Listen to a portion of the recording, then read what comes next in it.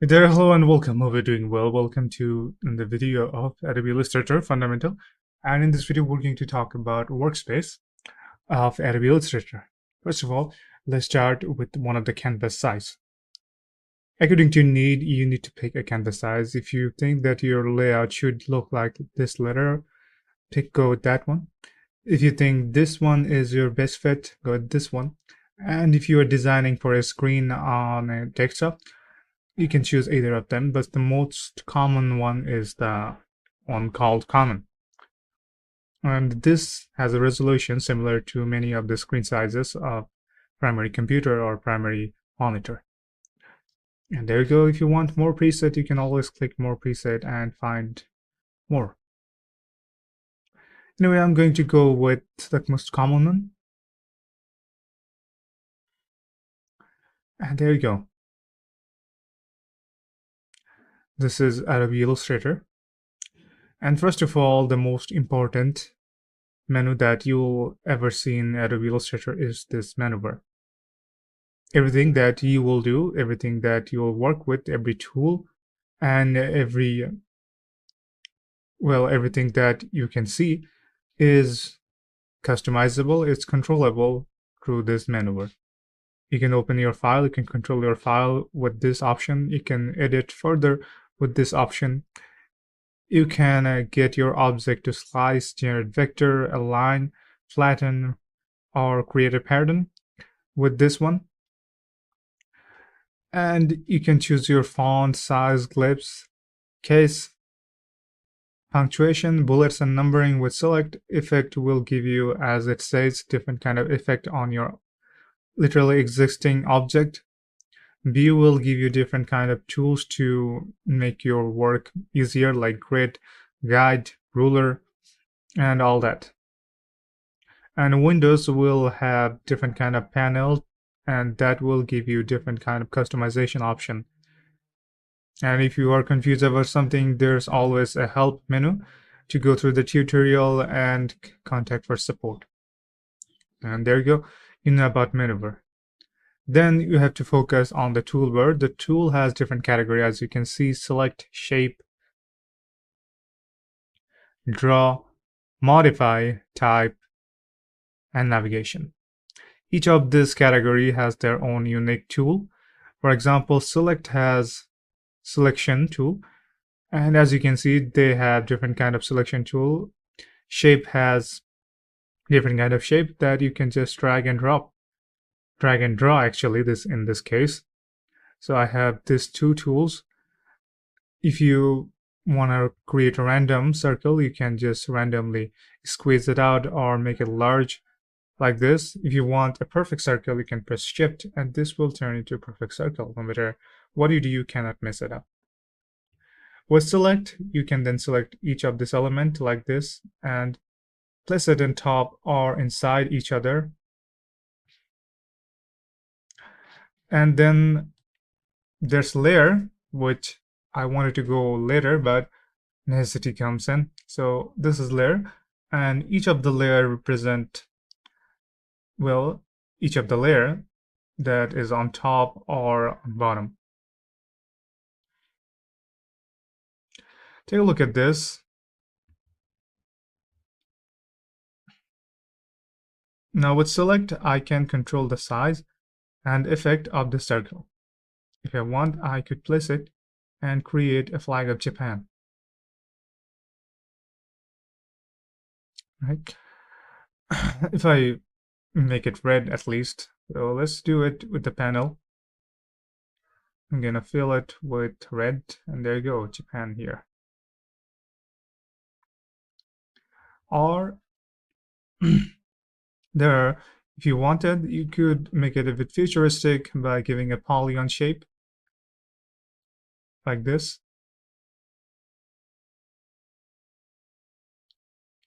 And then since it's not as it should have, again, with the select tool, I placed it in the bottom. Actually, I can do it in a better way. If I just go with the align option, it will align the shape in the middle horizontally and vertically. And then I can do it to everything around it, horizontally and vertically. And that goes for this one too. There you go. If you want to rotate, you can hover around until you get this curved cursor button. And when you have this curved cursor button, you can rotate them, or you can go to this rotation option right here, and then create your rotation or select your rotation angle like this one. You can transform in the X or Y directory. You can then also resize them with W and H. And then there's more option like this one, which only available to polygon to smooth it out.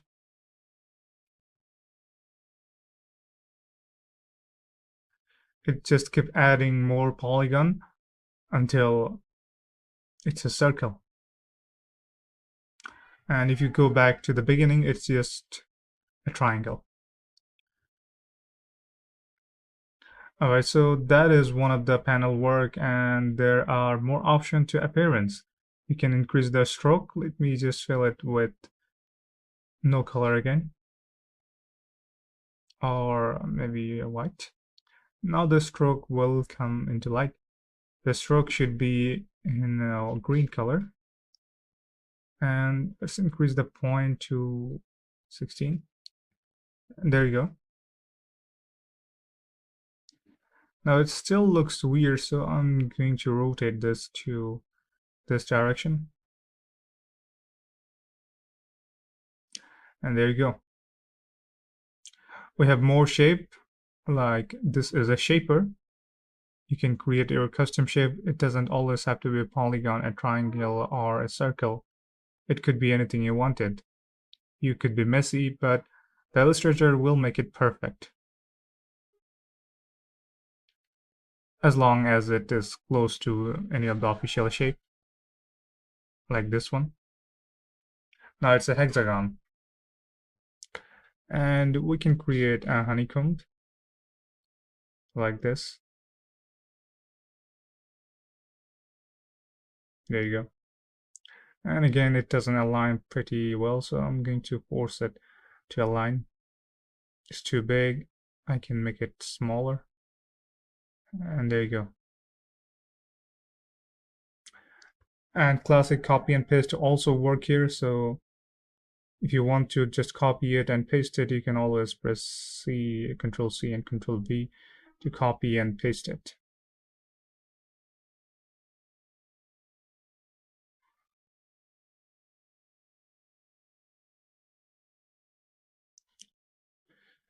Then we got type, text. With this you can place your text box anywhere and write hello, how are you, and whatever you want. There are color option, color picker option. I hope you know what is color picker option. It just select red whenever you go over a red option, or if you go over a green option, it creates a green option like this. It works for both or anything.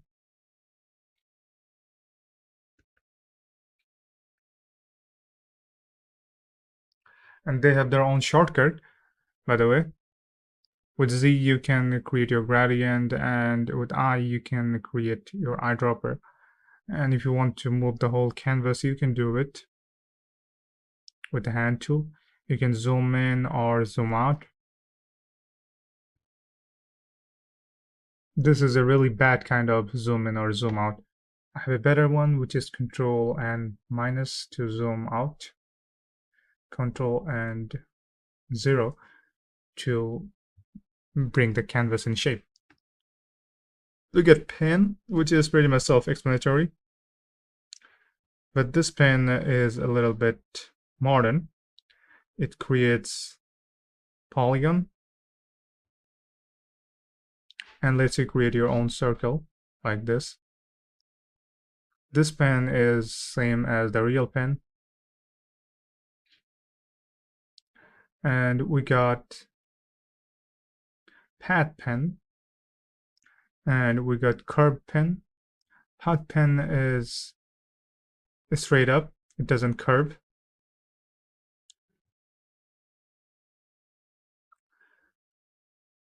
And this is lasso. The lasso lets you selecting.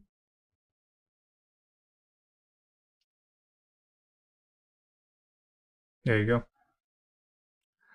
Okay, I think by this point you are quite familiar with all the tools and the option in the panel and as well as the menu. And that will be it. This is how the workspace looks like in Adobe Photoshop, Adobe Illustrator. And hope this video was helpful. And I hope I was successful enough to introduce you to the workspace of Illustrator. And hopefully this will make your beginning very easier. Thank you for watching. Have a good day. Hey there, hello and welcome. Hope you're doing well. Welcome to another video of Adobe Illustrator Fundamental. And in this video, we're going to talk about artboard, zooming, and navigation through this. All right, let's get started. As you can see, I have an artboard already, and with some element, we're ready. The thing is, you can create a different artboard within the same canvas. The canvas and artboard usually looks same, but in Adobe Illustrator, you can have two of them. Well, to create two of them or more, you can create not only two, but more of them. Now, you might ask, why do we need even more than that, more than one? Well, to create comparison and see which one is better side by side. Suppose I can create a logo like this here.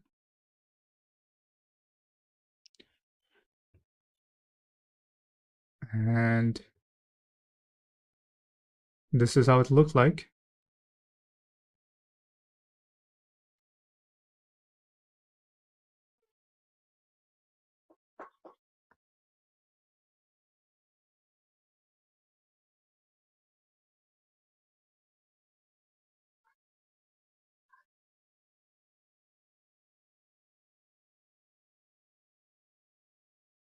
Now I want to make sure which one looks better if I had two copies of them, right? I got one of this logo.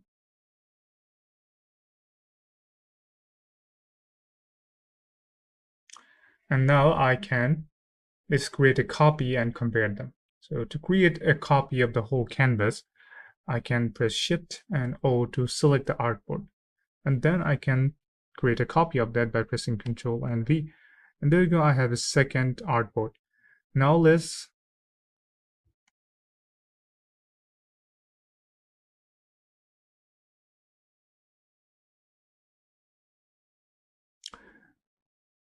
rearrange this.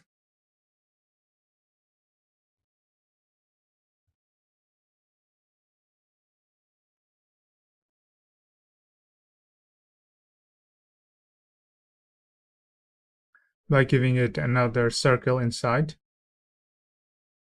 Now it's a little bit different.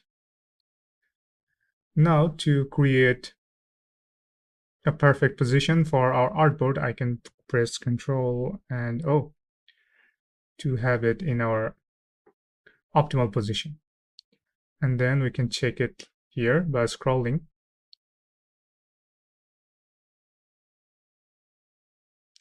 We can also zoom in or zoom out to make this appear side by side.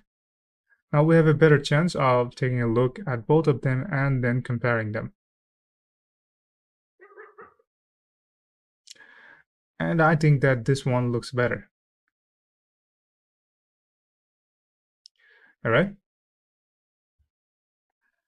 So this is how the artboard works, and you can also export two different files at the same time if you want it, because we have two artboard.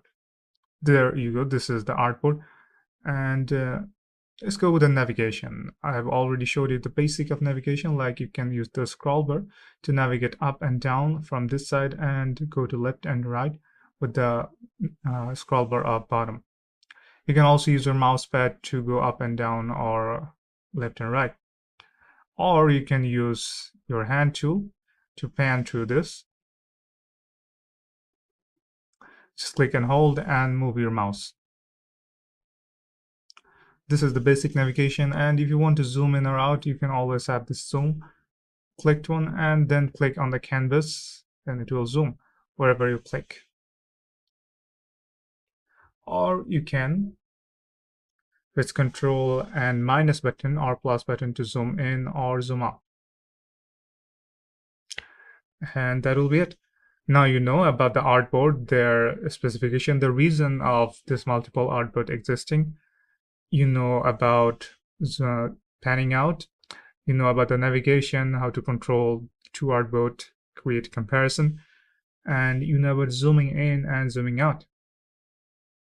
You know about creating a perfect position for your artboard, like pressing Control and 0. And if you want the actual size based on the resolution of the artboard, you can press Control and 1 to show you the actual size, how it will look like in the resolution compared to your screen. And that will be it. So we have learned about zooming, navigation, and artboard. Thank you for watching. Hope it was clear. Have a good day. There, hello and welcome. Hope you're doing well. Welcome to another video of Adobe Illustrator Fundamental, and in this video we're going to talk about layers and isolation mode. Let me draw something first. So here we got our pencil.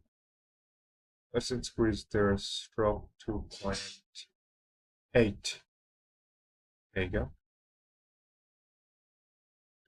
And now I want to create some petal.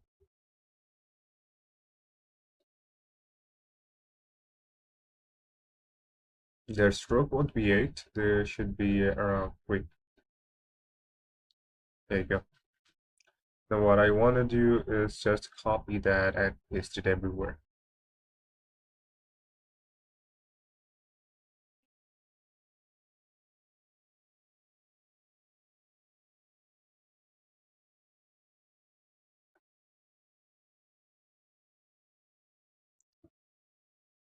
Let's do this a couple more times.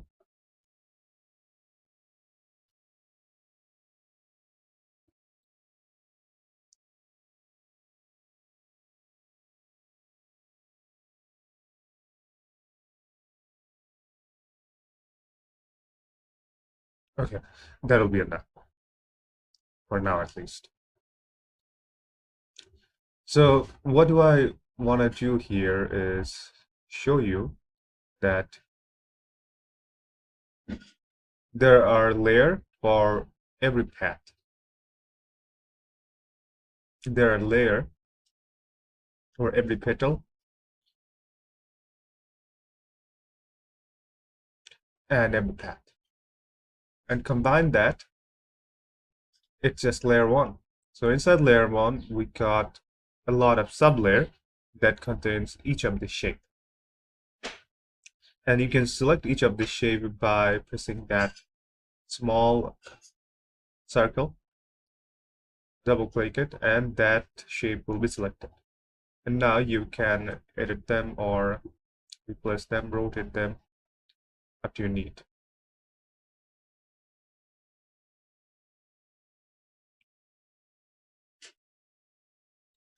You can do a lot more here in this layer. If you want to hide any of the layer just to see how it will look, you can do that. If you want no edit in this layer, you can do that just by locking this. Now I cannot edit this part. If I try, well, that one will always be locked and it will not blend with other. And if you want to change the name, you can double click on the text and you can change the name. Same goes for the layer and sublayer.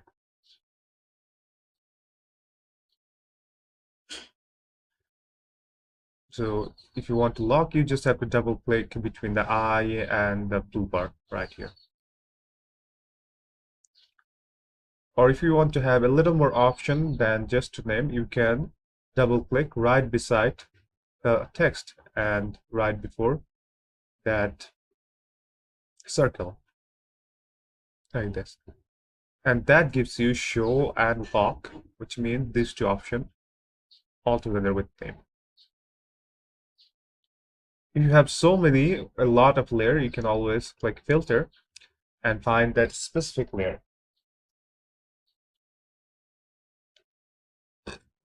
If you want to remove a layer, you can press delete, select that and delete that. There you go. Or you can add a new layer by pressing this button right here.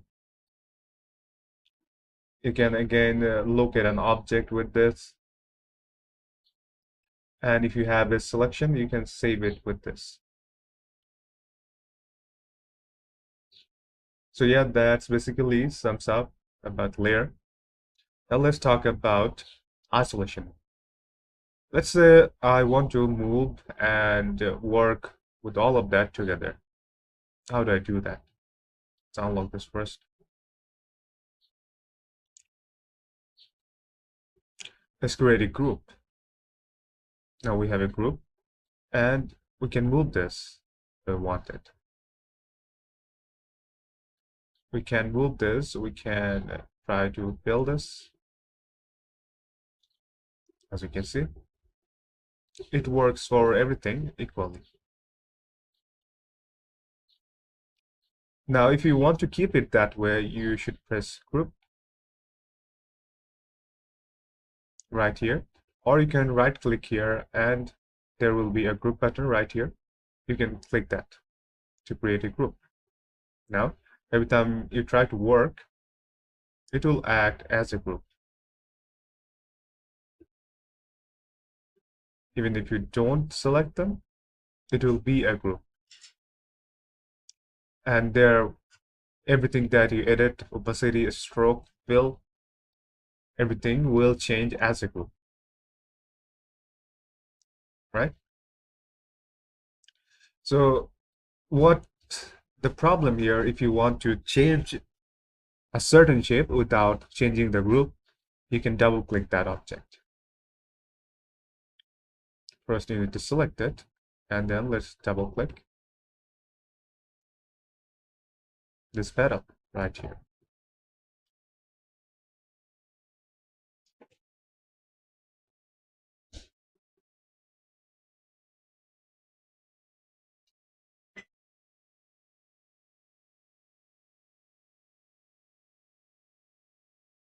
Now let's try that again.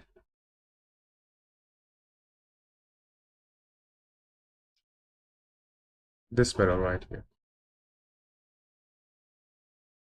Now, only this petal is available to edit. Others are not, because we are now in isolation mode, which can be indicated by this. Take a look at this. This bar wasn't here. It wasn't visible. And this is what we call isolation. Now, if you want to change something, this change will only happen in this panel specifically. Even though this is part of a group, this can be changed individually. And that is the power of the isolation. Now, if you go back, you're again inside a group.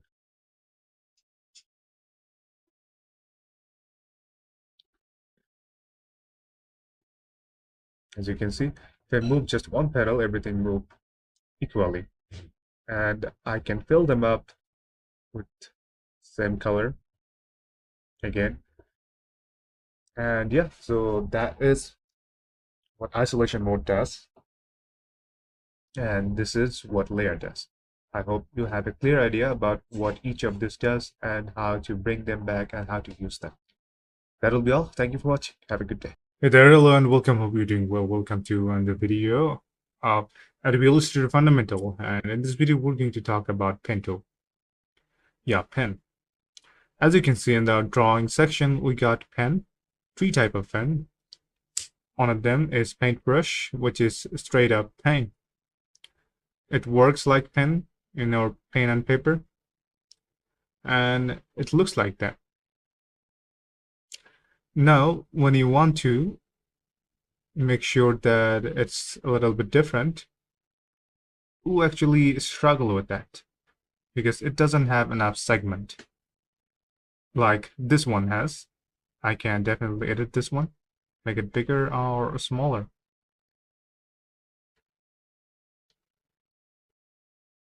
with their segment option, right? But does it have this option? Well, it does, but then again, our precision is not so good with this pen tool, right? That is where this one comes in. This one actually, pen, just pen. So that our precision is better with this one. You don't have to try to make it straight. It will be straight. You just have to try to make it bend a little if you want to bend. So there you go. We have the freedom.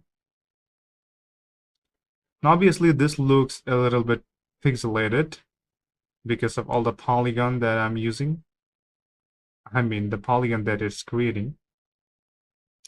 Now, what if you want to create uh, what if you want to create something, a shape that doesn't look like it's polygon, it's pixel?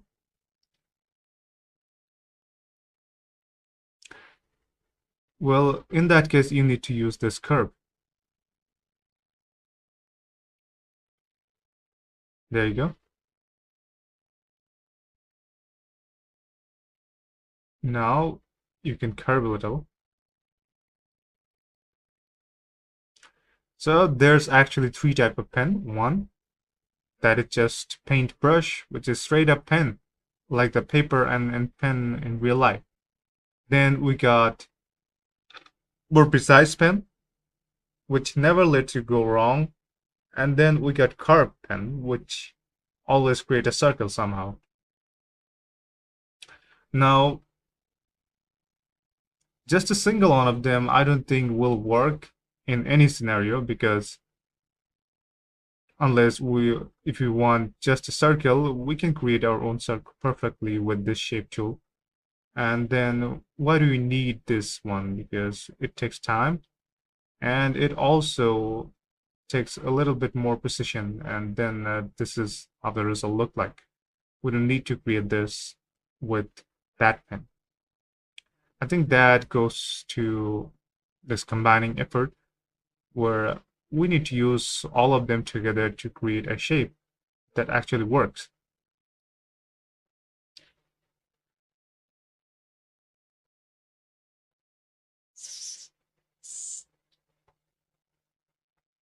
So now I have this one.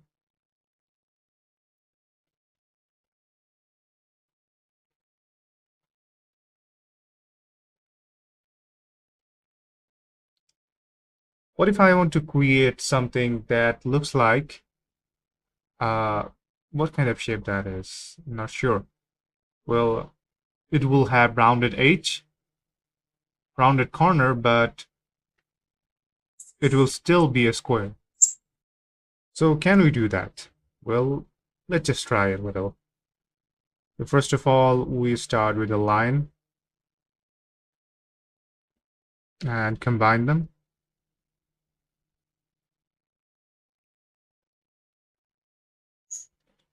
And then we repeat this again, or we could just copy and paste this and place it just below that. And then we come with this curve. I create a curve right here.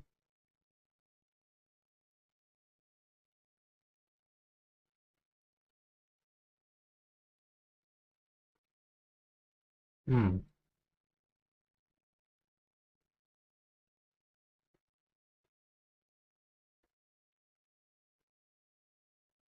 There you go. Now I can copy this if I wanted, and then paste it here.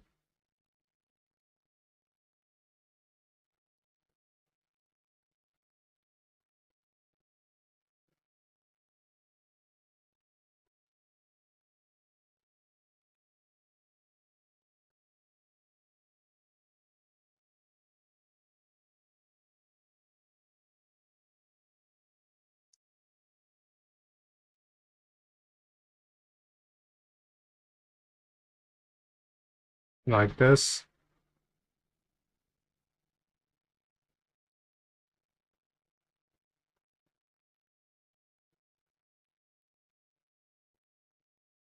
And with this selection tool, I can also now rearrange their segment like this. Yeah, the best tool to use when using pen tool is to combine both of them to create a different kind of shape. As you can see, this gives us a better result, even though I'm not really good at this.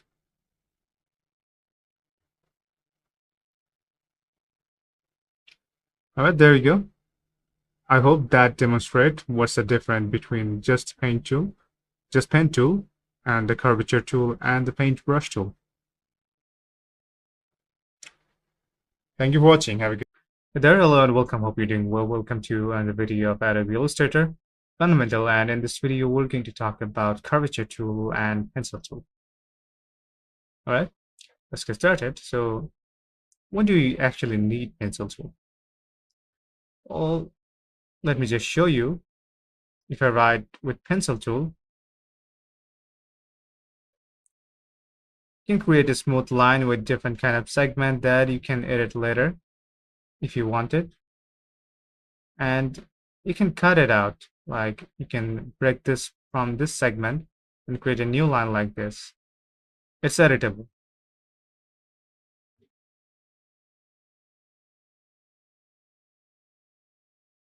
And if we talk about just paintbrush tool, there is not much. And you could say that that is why we have two different tools, pen and pencil. And not to mention that pencil looks a little bit different. Just take a look.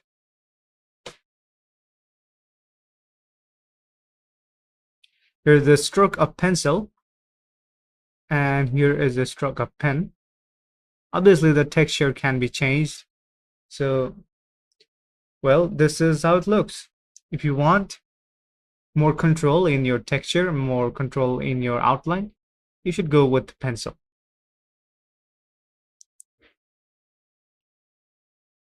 There you go.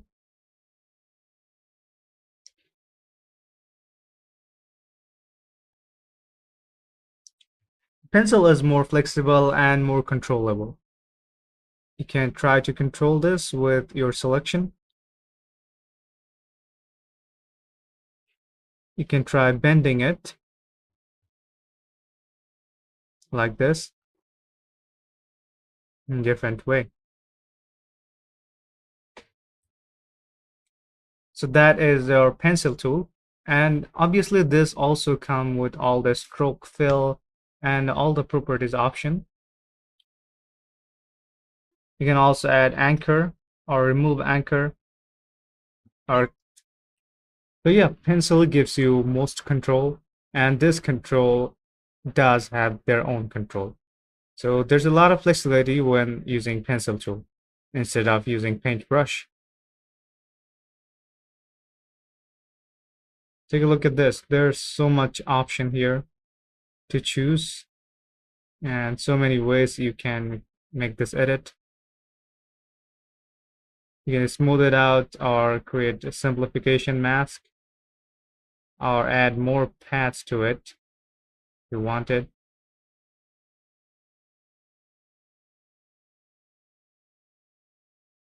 There you go. We got even more paths now. And this is how we just created a straight line from a curved line.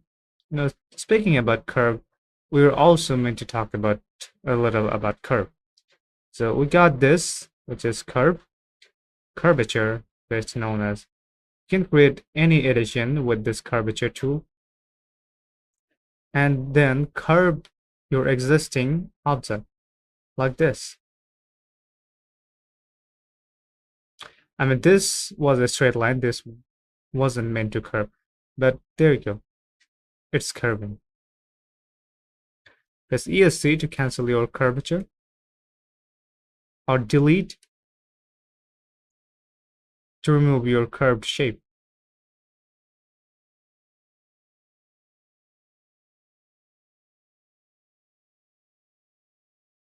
Unless you create a closed shape, you have to use ESC to cancel out the curve,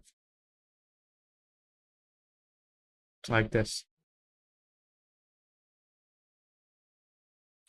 And you can curve them even they are not within created with curvature tool.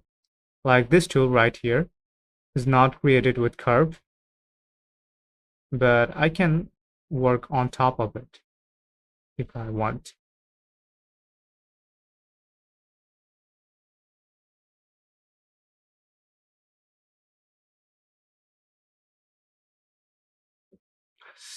So yeah, that's the difference. And there are more customization options for each of them, like appearance, path, and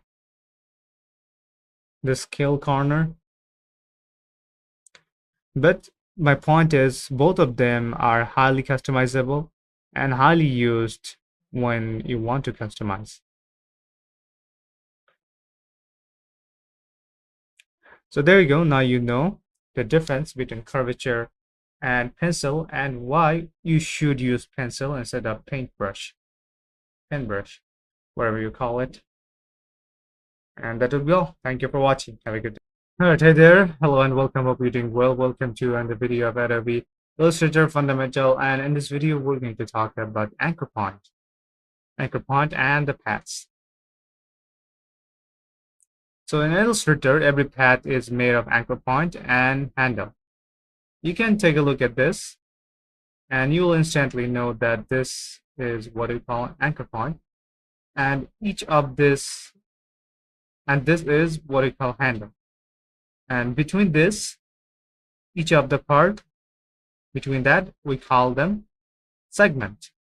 So everything within Adobe Illustrator, it can be divided in segment, anchor point, and handle for perfection.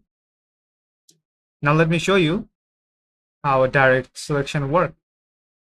I press A, and we have this line, and we select this.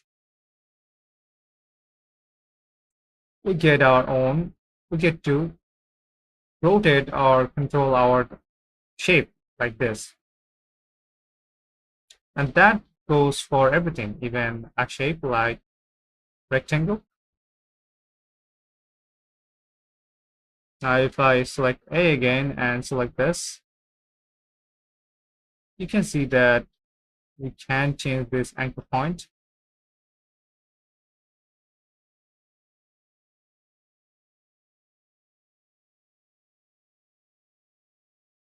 Like this. This is what we call path reshape because each of this was made by path, right? And each of that path can be reshaped with this anchor point. So there you go. This is the primary function of anchor point and path. Now we can also adjust handles individually. For that, we hold Alt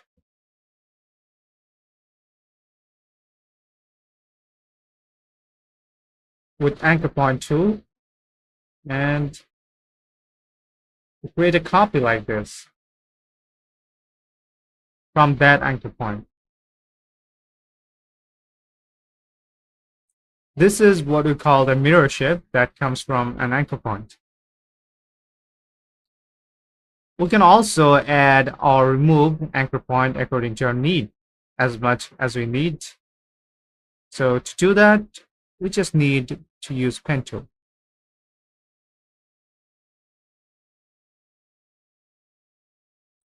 Let's hover over our shape.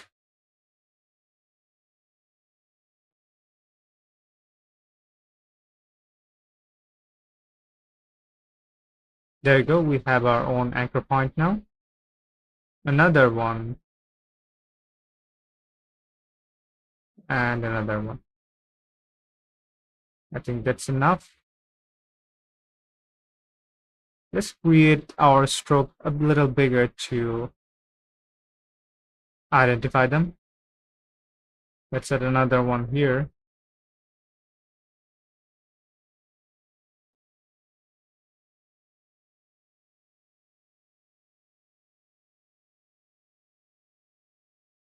And now let's use our selection tool to see how this anchor point looks.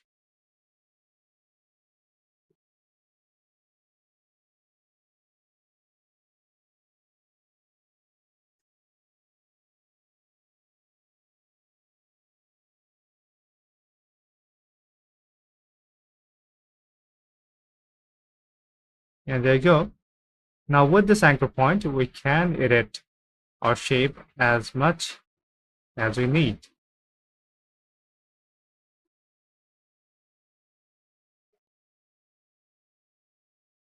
So there you go.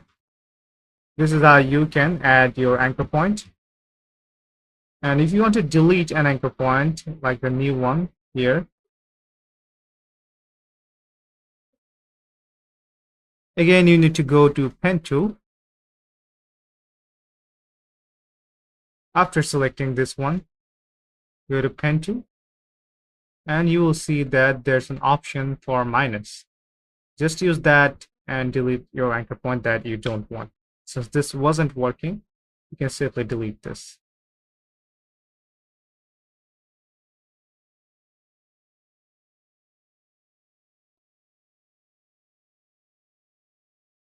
There you go.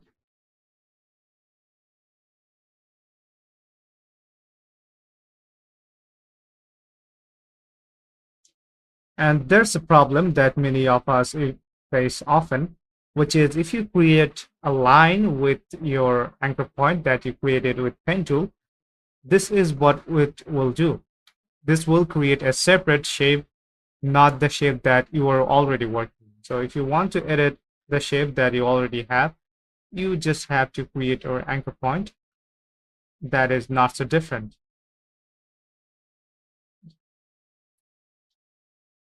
Like this. ESC.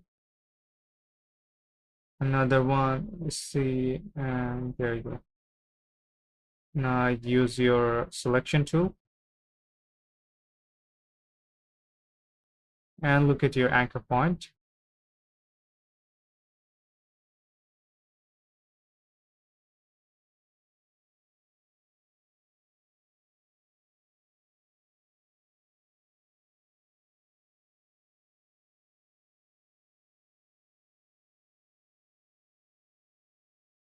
All right.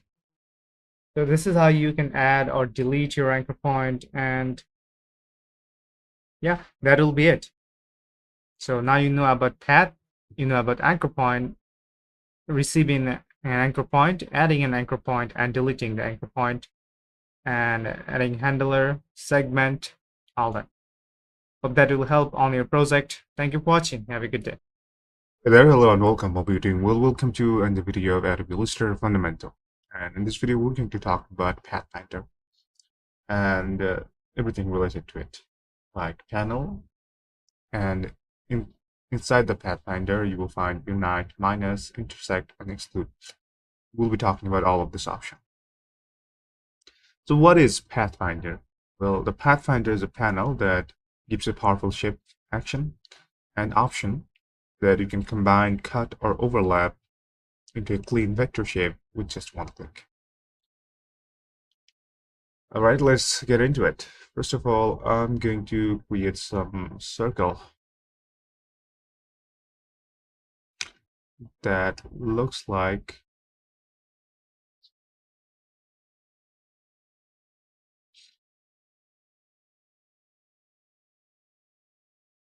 this.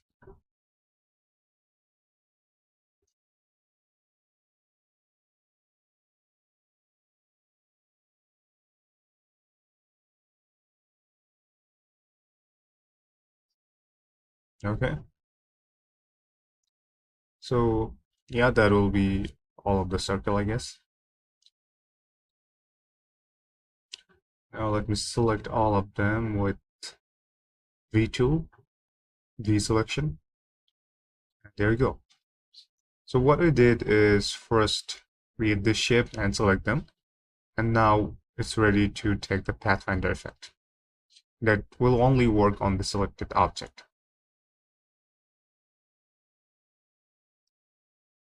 Let's try to find our Pathfinder windows from the Windows menu bar right here.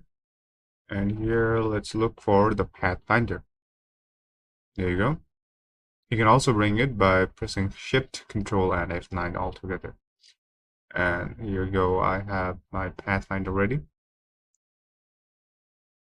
And now look at this. We got Unite, we got minus font, and we got intersect, and then we got exclude. Let's try our Unite mode. Again, we have to select them all.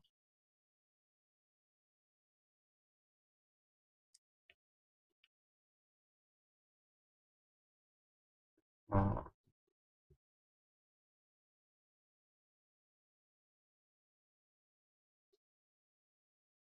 let's keep it to that.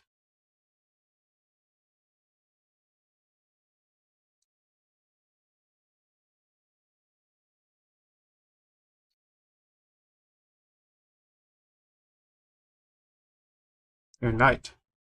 And there you go, this is single shape. You can do more. If you pressed instead of Unite, you could go with the minus font. Let me show you how it would look in minus font. So this is what we called minus font.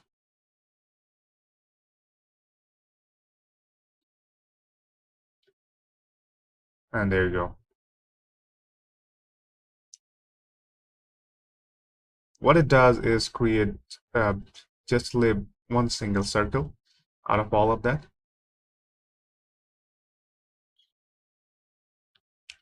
Now maybe there could be better example if I just show you with rectangle. Let me create a rectangle here.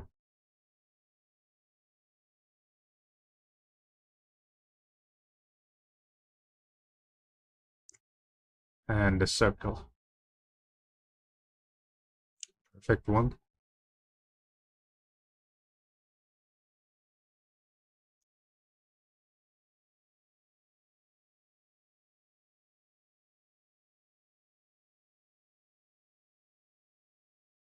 Okay, it's grouped together. Now let me click the minus font. And there you go. Now that's better. Now you can see that whatever there was outside the rectangle was cut off. And now the circle and rectangle is one part. This can be used to create doors, windows, and something that you don't want to overlap. So there you go. This is a minus font work. And now let me show you intersect. Another option right next to minus font.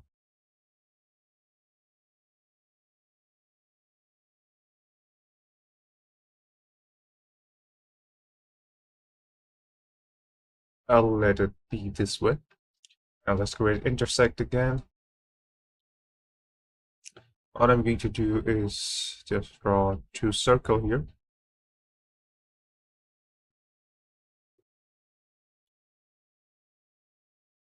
That overlap each other. And select them. And use the intersect tool. And there you go. It only keeps the part what it intersect, the common part. Now this works with all the shapes.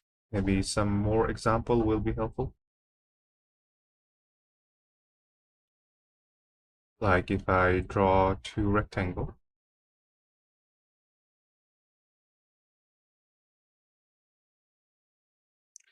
and select them.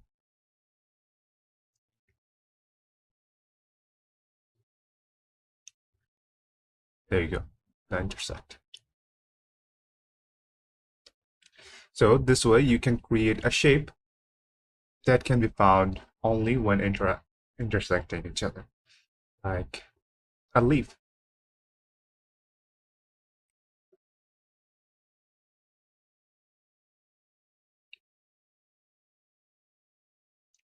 As you can see, we have a leaf in their intersection, and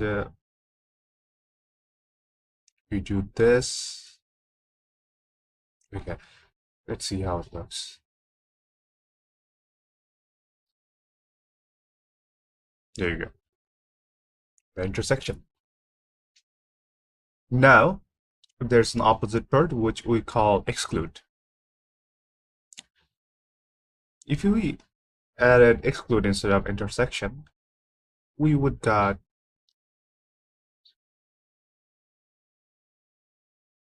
oh, never mind. Let's just create a new one.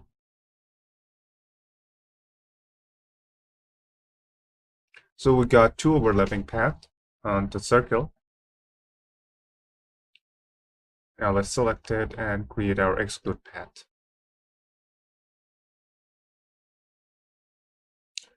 And they just combined together.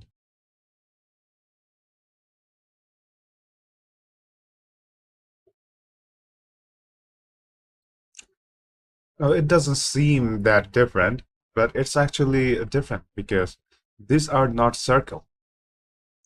These are moon shape. Let me show you what I mean.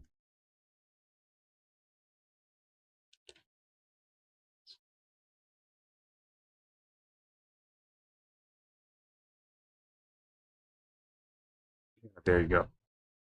As you can see, these are not circle after excluding them. These are something different. So yeah, that's the power of exclude.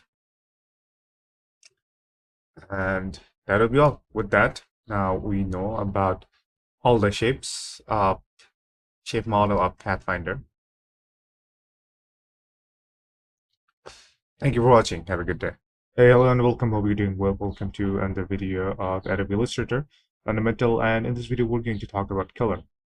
We're talking about everything like swatch, color picker, and filling with color. Suppose I have this new hexagon, which doesn't have any color yet. Let's go with no color and move it in the center. There you go.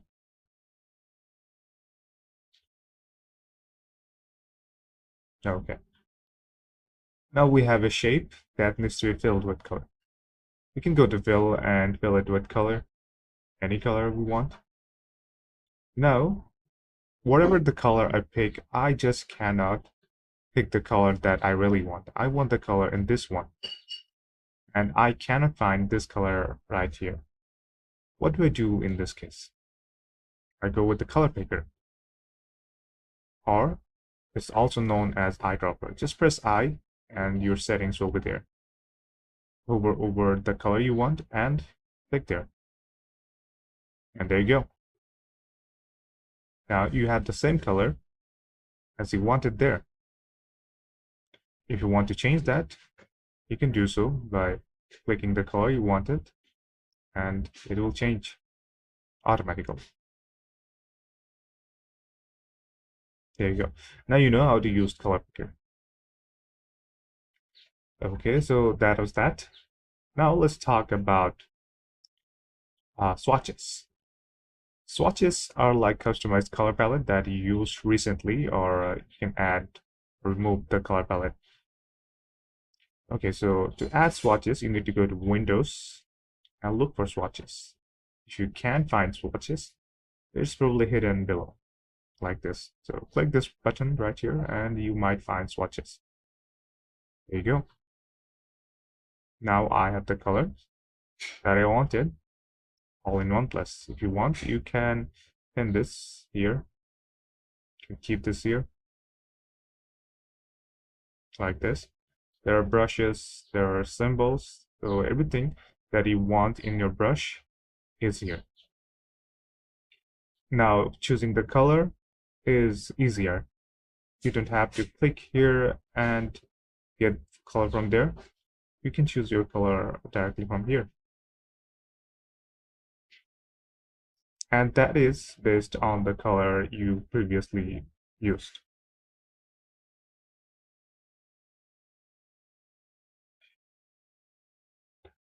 So there you go. That's that. And now you know about swatches and color picker all at once. Thank you for watching. Have a good day. Hey there, hello and welcome. Hope you're doing well. Welcome to the video of Adobe Illustrator Fundamental. And in this video, we're going to talk about color, creating color palettes, creating custom swatches, and saving the swatches. How to do it, and what's the process. All about it. All right, let's get started. We first create a group. I'm going to go with 3 or okay, a branch at least, not a tree maybe. So this is one of the branch, and there will be some leaf. There you go, 1 leaf, 2 leaf, 3 leaf, 4 leaf, and that's all. We don't need more. But what we need here is a little bit of rotation and curvature. This one. So what do you suggest we do in this case? How many color do you think should be here? For me, I think that there should be only 3 color. For example, for leaf, we need to fill it with green. For branches, this need to be a little bit darker color like this one, but not fill. This color should go to, let's say, stroke, not fill. So let's go with the stroke color. It's not much visible, so this one is a little bit visible, but yeah, this one, that's perfectly. Okay, so let's go for the leaf again. And here again, we need more green. And as you can see, there are 2, 3, or at least if you want to give a different color to the lighter one, as a lighter color, maybe you could find 3 or 4 color if you want to color a different one for the land. Let's say this one. Okay, this one works perfectly. Now, as you can see, I got 1, 2, 3, and 4 color total. This one is dead. It doesn't have any color. Now, what if I want to save this color palette? Can I do it? Yes. We just have to bring the swatch option from the window. Go to window and find your swatch option. If you can't find, maybe it's down there somewhere. There you go. Swatch. Now, this will be here or as a different window. You just have to set it up here. To create your custom color palette, you just need to press this new swatch group or new swatch. Let's create a new swatch group. First of all, let me just select all of them so that Illustrator recognize that these are the color that I will be grouping together. And here we have an option, selected artwork. And in the selected artwork, we have green, a darker green, and something closer to gray or brown, and something more than brown or just about the right brown. And that's, if you roll over down, you'll find the colors set there. Now we have our own color palette, and this color palette includes everything that we only use for the tree. So naturally we can name it give it a new name for our color.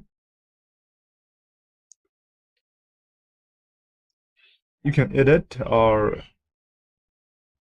the color or edit the name. So I'm just going to name this tree. Okay, here you go. Every time I draw a tree in my project, I'll be using only this set of color. And this is how you create your own swatch or own color group. So suppose you do like this color group very much and you want to save them or delete them. You can delete them pressing on folder, or if you want to delete just individual color, you can press on that color and press delete and enter, and that will be deleted. Or you can delete the whole color set by pressing the folder icon. I hope you're looking at the right place, and then delete it. The whole set, the whole swatch will be deleted. All right. So there you go. And if you want to save this as a different color, as a file, so that you can use it in different or share this color palette with the person, you can do this. You just have to click this library menu, and there you will find save swatches. Here you can save it in your familiar space like desktop, and there you go. Now next time you open your desktop, you will find swatches AI.ai file in there. And that's it. Now you know how to create your own custom color palette, your swatch, and save it so that you can share or use it later. Thank you. Have a good day. There, hello and welcome. Hope you're doing well. Welcome to another video of Adobe Illustrator Fundamental.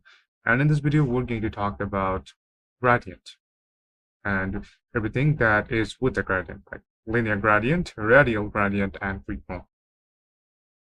All right, so I just have to say that flat colors are nice, but gradient added depth and dimension. And Illustrator does it perfectly. Illustrator gives us three main gradient types like linear, radial, and freeform. Now in this video, we're going to focus on these three types. Alright, let's draw a rectangle to show you what it's actually about. And from the window, we need this gradient option, not this one. We can use this, but for more diverse use cases, we need the gradient option. Let's go to the Z, A, B, C, D, and Z. There you go, which you can find also by pressing Control and F9. And there you go. You have this gradient option. If you want, you can set it up anywhere within there. So here's my gradient option. Now to apply this gradient effect, you just need to click here. There's also this three types, as I said earlier. You got linear, which is the default, and vertically it's aligned from top and vertically. As I said, I don't need to say much more. And then we got radial, which is a circular pattern for gradient, and then we got freeform, which can be defined differently.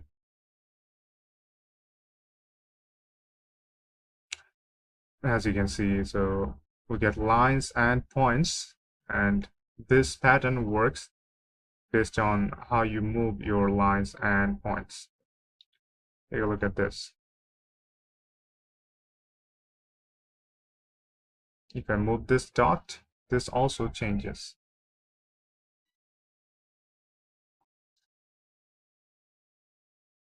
There are more customization options in each of this gradient.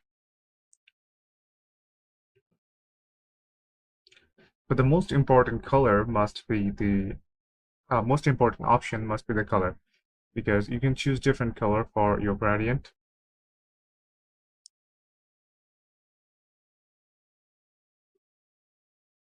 From the fill, like this sky.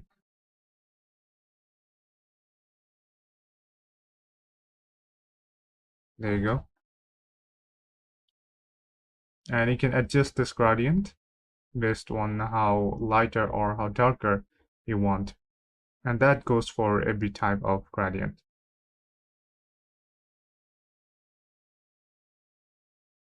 Let me just select this one and let this gradient work.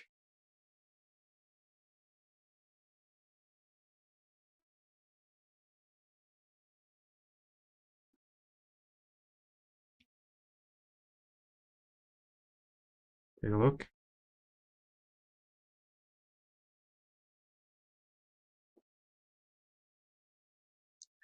So there you go. This is how you can create your own gradient. You can also rotate the effect option. Like if I rotate it 60 degrees, this gradient also changes. And same goes for radial. But in this case, you can also change the aspect ratio of this gradient, like this one. And also you can manage this color and their lightness, sharpness, and darkness within. And that'll be all. Thank you for watching. Have a good day. Hey there, hello and welcome. Hope you're doing well. Welcome to another video of Adobe Illustrator Fundamental. And in this video, we're going to talk about color, but in global scale. Okay, let's get started. So I've created this shape, a rectangular, without any kind of fill. Still without any kind of fill. And let's do another one. Now let's fill it with color. Not just any color, but from color from the swatches. Let's fill it with this one. And again, this one should be filled with color from the swatches. Now they both are using the color of one single swatch. Now what if I select all of them and select one color from the swatches, like the black one? It turns into black, right? Now this is one of the way to do it, to change color of everything. You just need to select all and then change the color all at once. There's another color if you want more distinction, more diversity in your color. If you don't want all of the color to have just single color, you can do it. To do that, you can change the color to, well, different color with recolor. Let me do it.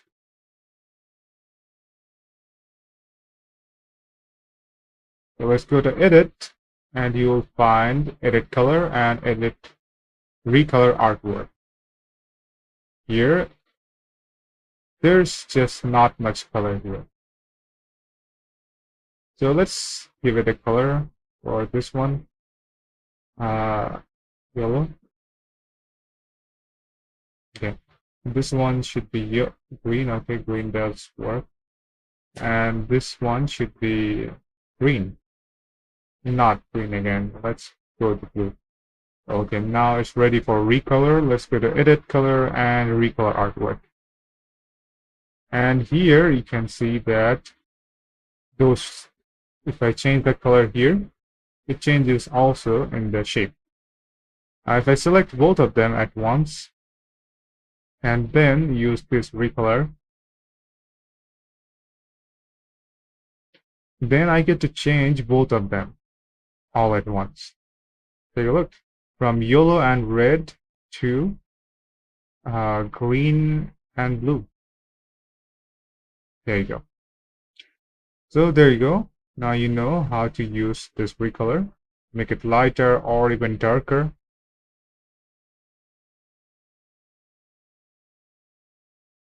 And you can create your recolor from different kind of sample or AI. You have this AI subscription. Alright, so that'll be it. This is how you use your recolor and change all the color of your shape all at once. Thank you for watching. Have a good day. Hey, hello and welcome. Hope you're doing well. Welcome to another video of Adobe Illustrator Fundamental. And in this video, we're going to talk about different color mode. It is really important if you are working on a project, and that depends on what kind of project you're working on. If you are working for a printing company, then that's a different story. Or if you're working for a company that create logo or design or posting on the web, that's a different kind of color mode. I mean, you need different kind of color mode for these two different kind of company. So as you can see, you probably recognize this red, green, and blue. In short, RGB. So this is three color that is slightly lighter in color.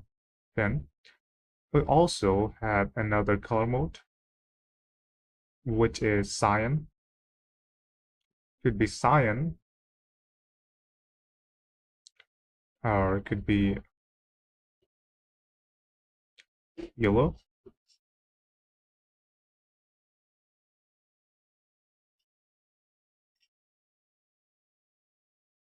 Could be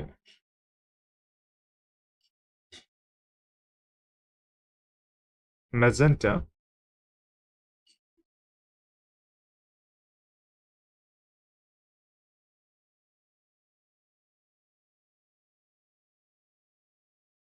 Or something close to it, or this could be key or black, which mean just dark here.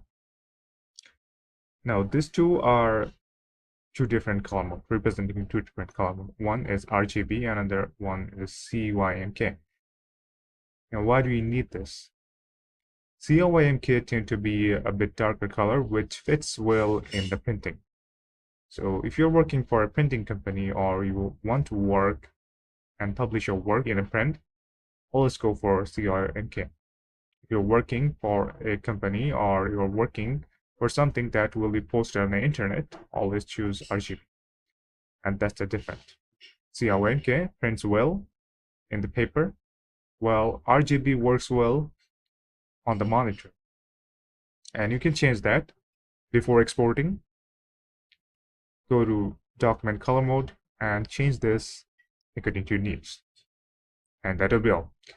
CYMK for printing and RGB for web.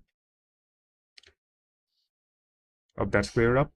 Thank you for watching. Have a good day. Hey there, hello and welcome. Hope you're doing well. Welcome to another video of Adobe Illustrator Fundamental. And in this video, we're going to talk about three topics: case specific, tracking, kerning, and leading. All right, let's get started then.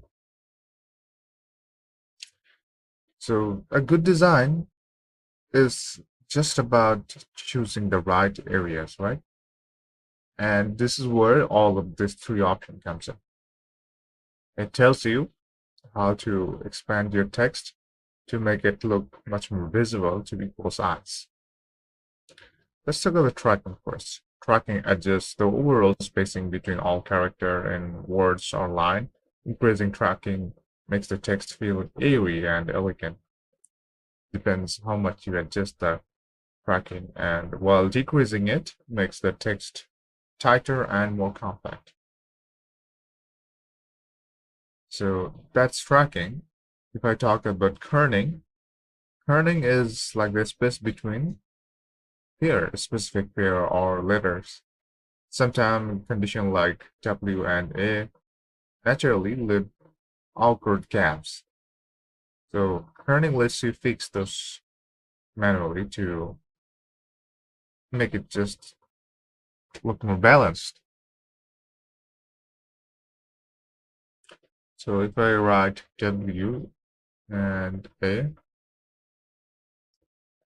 instead of A and I, as you can see, there's a little bit more space between W and I. That is happening naturally. Well, let's switch to a generic font like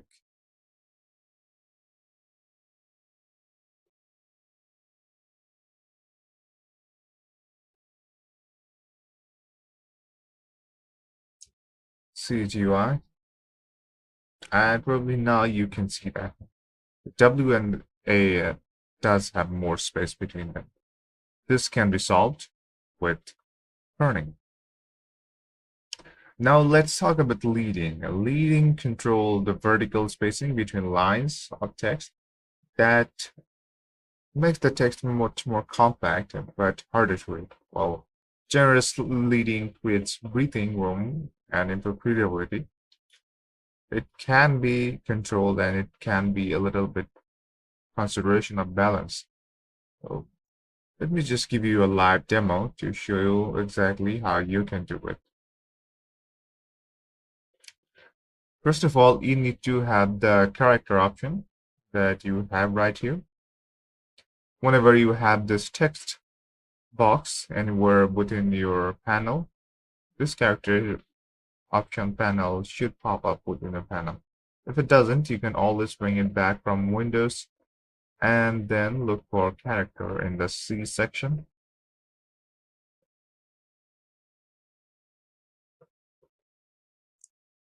Or let's try to find type.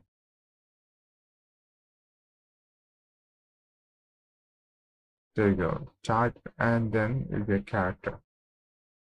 Or you can just press Ctrl and T to bring it back, like this. And there's section, character, paragraph, and open type. So there you go. Now you know totally where to get it and where to find this. All right, let's get into it.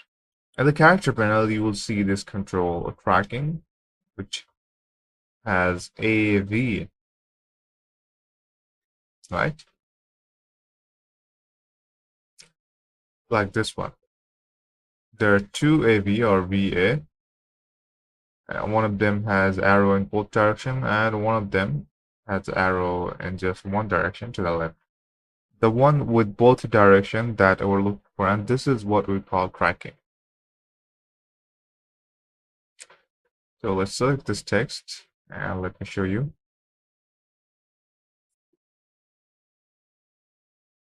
This right, OAV. And now let's select this. I can adjust this.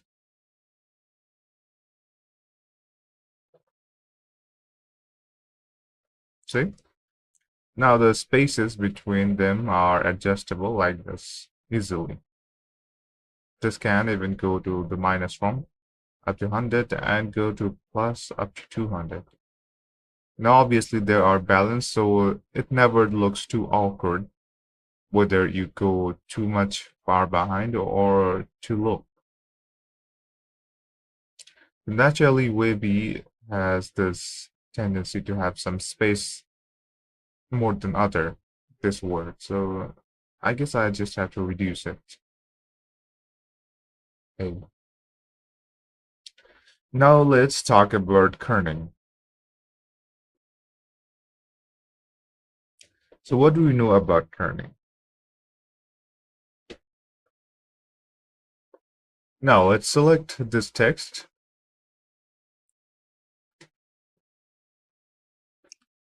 So as you can see, our kerning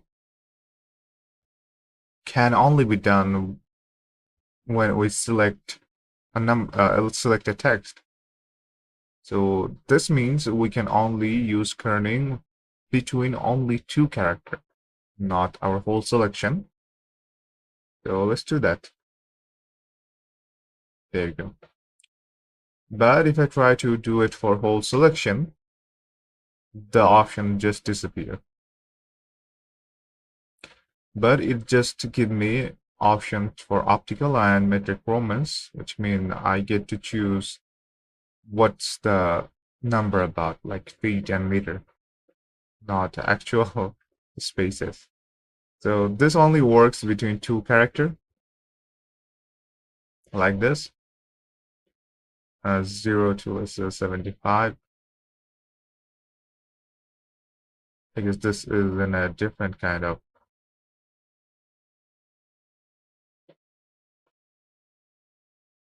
different text box.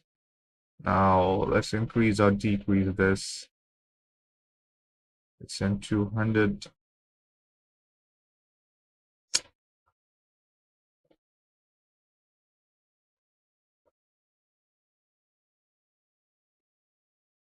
Okay, let's get back to work in this layer again.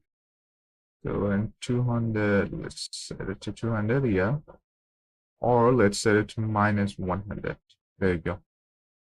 So yeah, this is kerning, but one of them is left, which is we call leading. And leading works only for different line. This is what we call leading. This is the spaces between different line.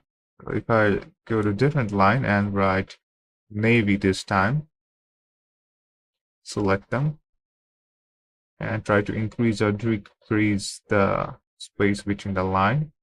You can do that with leading. There you go. So I hope by this point you have clear idea about what tracking, leading, kerning, and leading is and what's their work. Just a quick summary. Tracking works on the selection. It increases spaces between all the character. And leading, kerning, only works between just two characters. It doesn't work on selection. And leading only works between lines. Changes the difference and spaces between lines. And that will be all. Thank you for watching. Have a good day. Hey there, hello and welcome. Hope you're doing well. Welcome to the video of Adobe Illustrator Fundamental. And in this video, we're going to talk about different type of text. So there are two type of text, especially in Adobe Illustrator. One of them is just straight up text box, which can be accessed with just T. So if you press T, this is what you get, a text box. And whenever you click the text box, it will appear there. And then you can write anything. So this is what we call a point type. So a point type is, well, comparatively less customizable. You just create a text box and then you write it. Suppose I'm just going to write point type. And then to change the line, you need to press enter. And if you want to exit, you can press ESC. And that's basically it. Then you can do regular format, like change the font, change the size, change the color, and everything that you can do in the regular work. Like you can also change the spaces between line, change the spaces between text and letter. And if you click here more, character more option, you do actually get a lot more option like this. You get the vertical scale and you also get a horizontal scale, which means you can keep one of them scale still while changing other. You also get to rotate the text. Let me select it again and let me show you. So you can change the size, you can change the font type, you can change the spaces between line,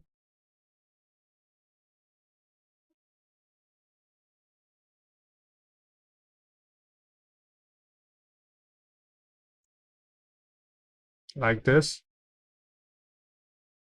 and you can change the spaces between character. Let's try to change the spaces between line, and this is how it looks. If we change the spaces between character, and this is how it looks.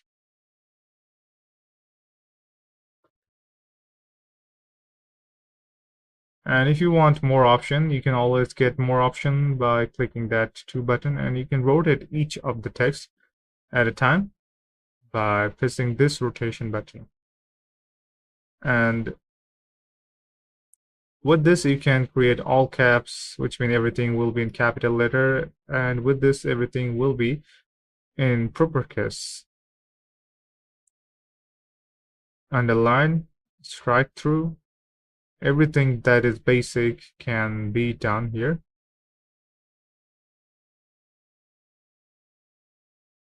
So yeah, there you go. So this is the basic formatting of point type. Now we also have another type which we call area type. Let's create the shape. Not that. By the way, you can create a text box as big as you want. If you click and drag it, you can create a text box as big as you want, like this, and then format it according to your need. But what we're looking for here is not a text box, we're looking for a circle. And I want to make this my artboard. So let's give it a stroke so that it becomes much more recognizable. Let's give it a 6.7 or maybe 10 point. And if you want to write between this shape, you can choose this area type. Be sure to choose the path, the blue line that you see. Click there and your text will be inside that. Now, why does it matter? What does it do? Well, first of all, you're writing everything between the shape, and the shape kind of automatically adjusts how it should look based on the size. Suppose if the default size was like this, and again we need to work on the stroke.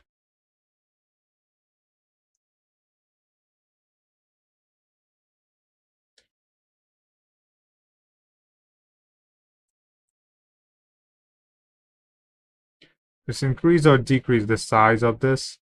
And now if we try to write this on the path, let me bring out my path again.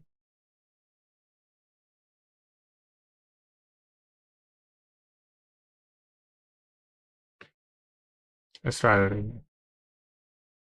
So I got my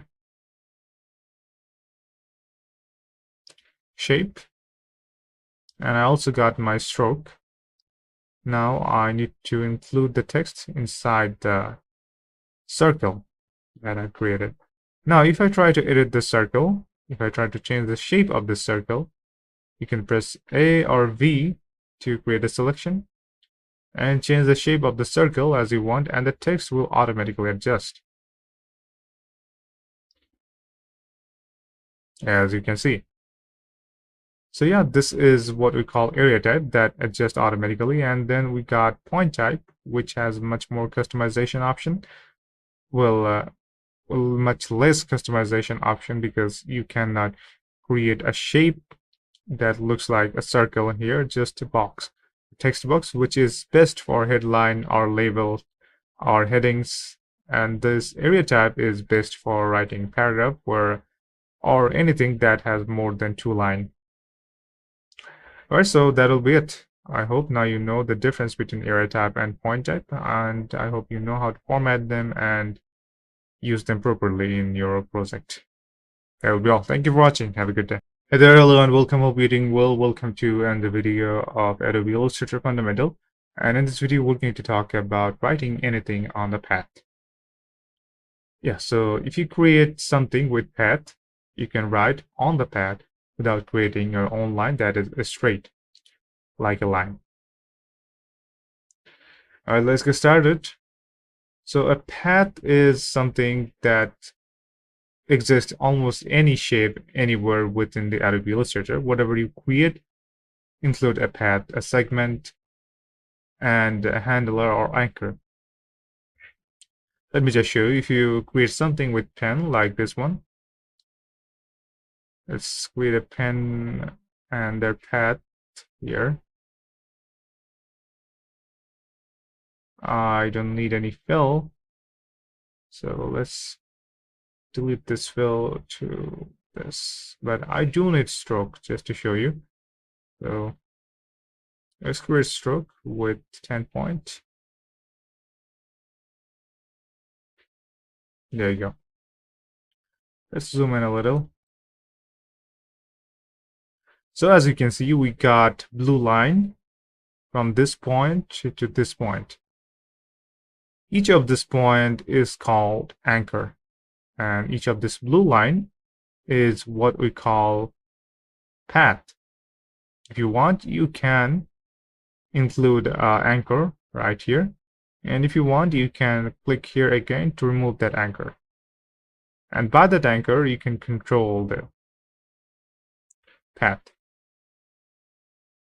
To control, you need to press V, and there will be an option to control based on the anchor, RA. This lets you use the anchor to control your shape.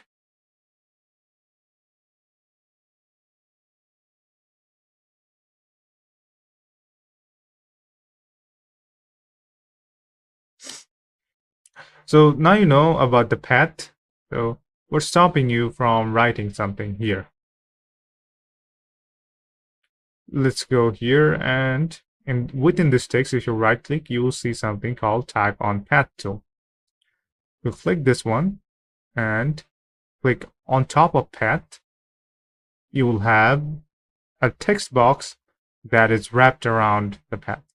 Now this path doesn't only have to be like this. The path could be a curvature like this. If you create a circle,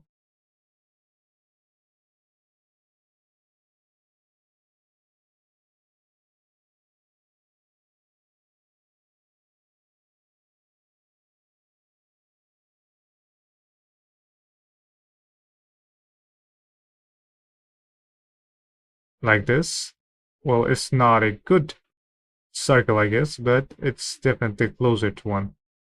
Let's give it a little bit more stroke and zero fill, just to show you.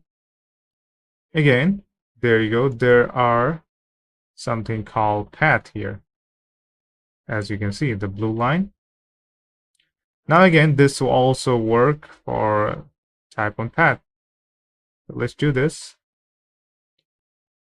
You have your own path and your own text box that is wrapped around this. Obviously, this is customizable. You can change the size. You can change the font. You can change the color, and everything is customizable.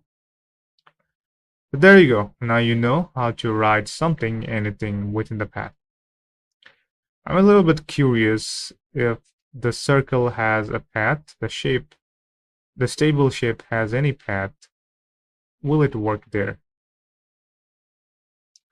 I'm not sure, but let's check it out.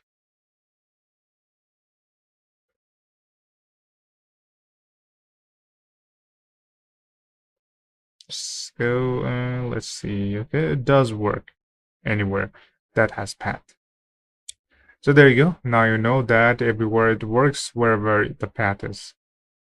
And that will be all. Thank you for watching. Have a good day. Hope that did something, and hope this will be helpful. Hello and welcome. Welcome to another video of Adobe Illustrator Fundamental. And in this video, we're going to talk about fonts. How to change your font, how to add more fonts, all that. Let's create a text box like this, a point text box. And as you can see, this text box has text, and I can change this text easily just by scrolling or searching through hundreds or thousands of text or font that we have. If you want any specific font, we can always search that based on many different parameter and category. And you can favorite sometime, and you can choose your font from history. And if you click find more, that will take you to the Adobe Cloud. Or you can go to type, choose font, and choose any kind of font also from here. And you get more options like recent font, which is the history font, the size, clips, area type, headlines. And if you click more from Adobe fonts, that will take you to this page.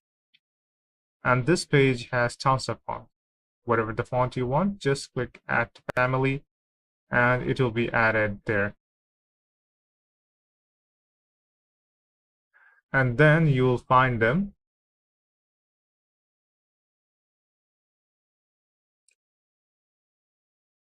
within this find more option, or here.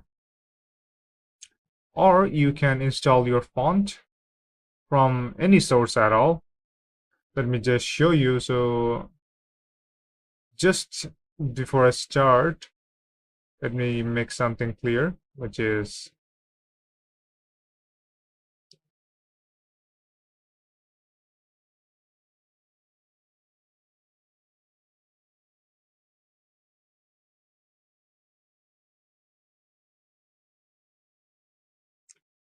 in this font box, in this text box, I have many different kind of font and their history, the filter, with filter or without filter.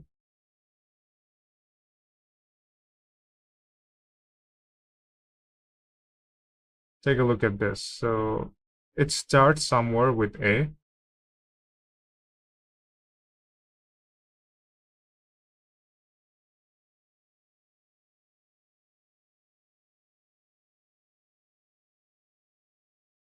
All right. So I'm going to find something that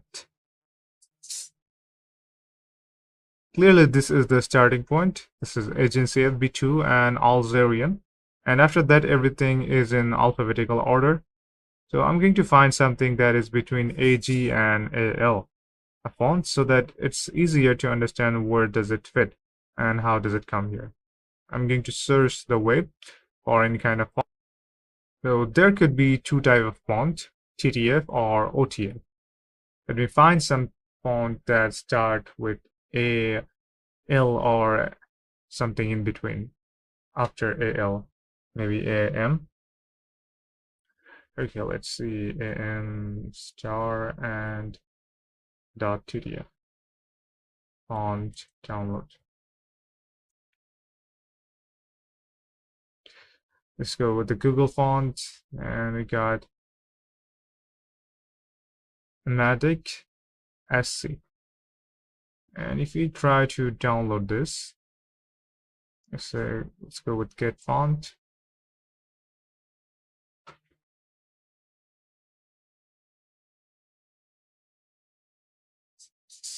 Now let's download it. It's in the zip. So we get our font in two different form, TTF. Both of them are in TTF form, TTF formats, and one of them is bold and another is regular.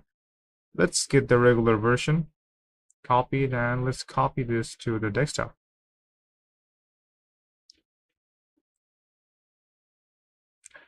It will be extracted somewhere, and then it will be here in the desktop. Now let's install this. There you go. Install button is right here.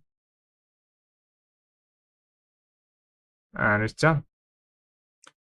Now let's see if that font is within our Illustrator. We're looking for Amatic ST.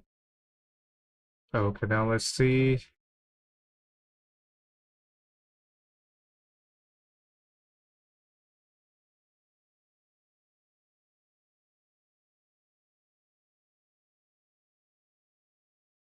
Let's check our fonts. We're looking for Amatic ST again. There you go. We have our new font that I just downloaded from Google. And this way, this is how you can find your favorite font from the web and set it within Adobe Illustrator. And this will work for everything. You can also set this on path, and this will work also in shape and a curved path.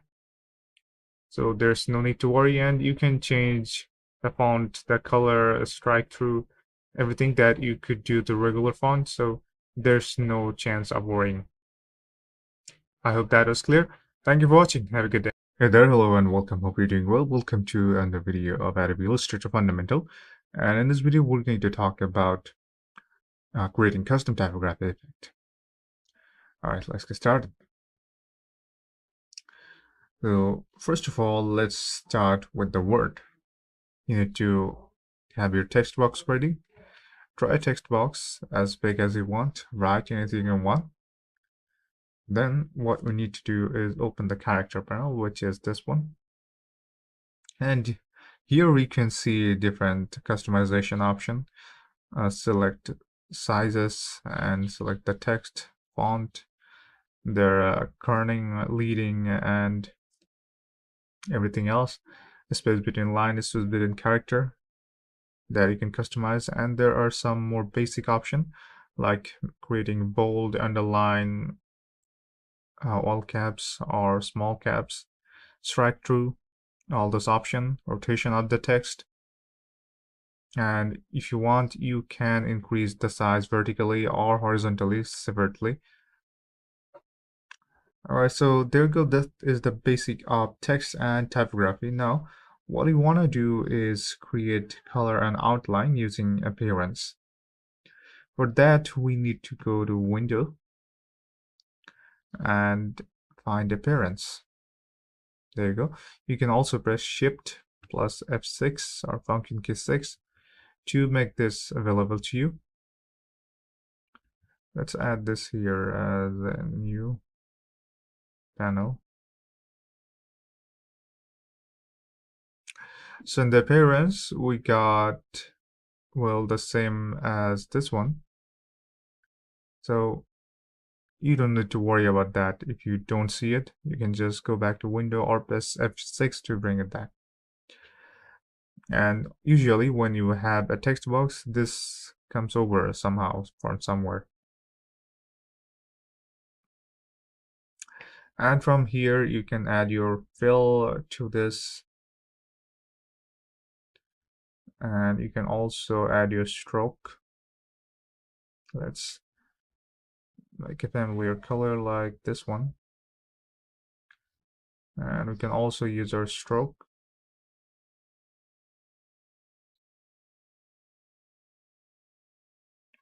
Increase the size of the stroke.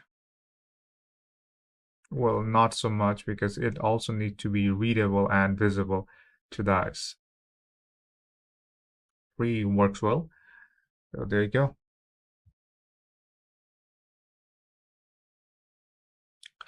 And you can also increase or decrease the opacity of the text. Now this is not actually how the text looks like. This is how it looks like. And this is how it will look like in action, whether you're printing or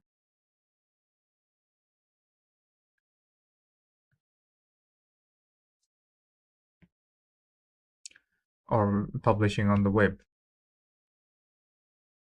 Anyway, so there you go. This is the basic of creating your own typography. By the way, you can also add sticker border, which can be found in the effect, this option right here. Find path,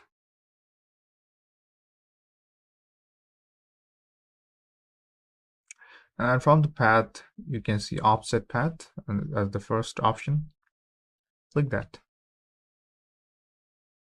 and find your offset path. Set your offset to create more diversity in your typography.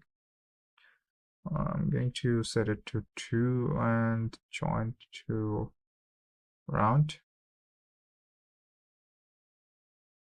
Limit to also 2.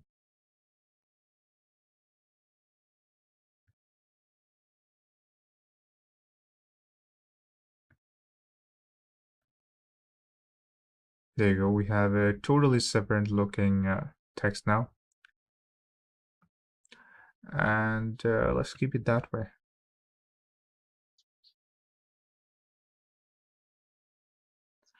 Now what we can do, again in this case, we can also set gradient. To set the gradient, we need to go to Windows and find our gradient setting, or we can press Ctrl F9. There you go. The gradient usually will be here as a window, but since I did set it up before, I have it in this place. So from the gradient, you can set your color and set the type of gradient you want. There are three types: radial, linear, and point or freeform. You can set any kind of gradient. It's better if the texts are more diverse or bigger. So let's create a bigger text here.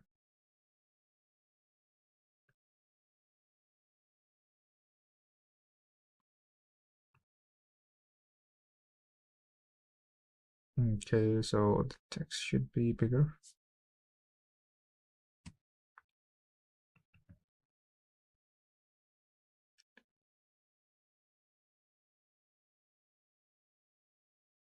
All right, now let's see what we can do with this gradient color. We can actually pick the color from swatches. There are gradient color like this, like blue. And from this gradient, you can choose your color like this.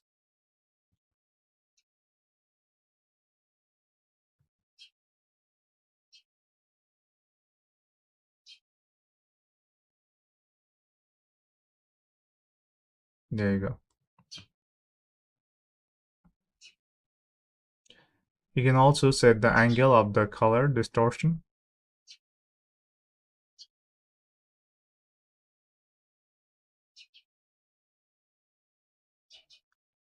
So yeah, this is how you can set your gradient.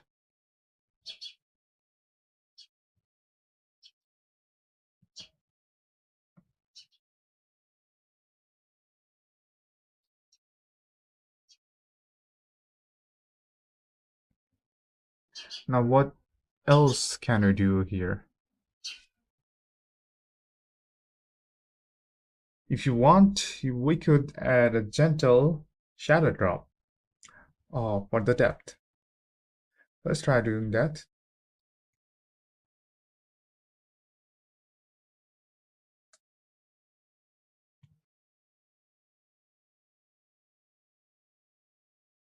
Okay, to add your shadow, you need to go to Effect. Let's first select the text, otherwise it won't make any sense. So let's go to Effect. From the Effect, find our Stylize option.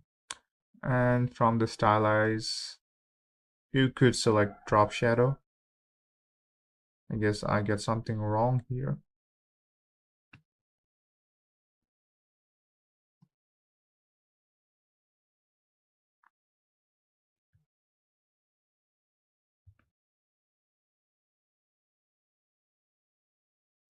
Okay, let's try that again. From the Effect, you need to go through Stylize and Shadow. There you go. Now I have our own customized shadow that you could customize with that option and window. You could also set a 3D effect.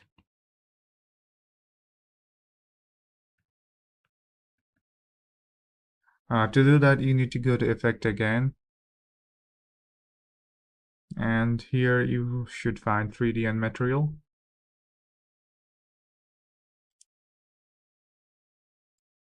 Let's try that again. Okay, that doesn't seem to work for some reason. Hope that works for you though. And yeah, there are many other effects that you could try. Convert to shape, path. Most of them will not work beside the one that I showed you, but you should go ahead and play with it for some time before you go to the next lesson. And that will be all. Thank you for watching. Have a good day. Hello and welcome. Hope you're doing well. Welcome to another video of Adobe Illustrator Fundamental. And in this video, we're going to talk about outlining text and converting your text to vector.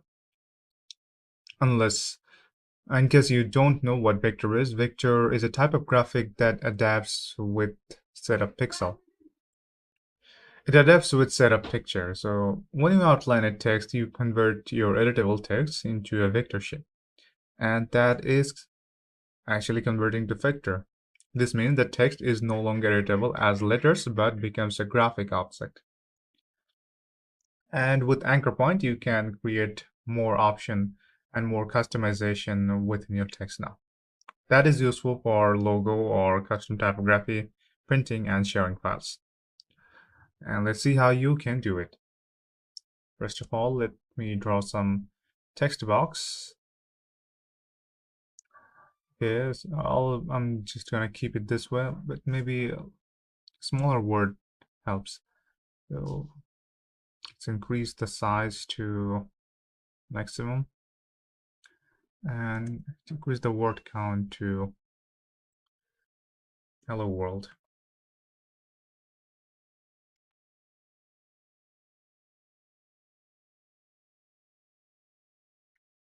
There you go. Now it's ready. Now to create an outline from this, we need to go to the selection tool. We need to select with the selection tool, V. And in the top menu, from the type, we need to find create outline option.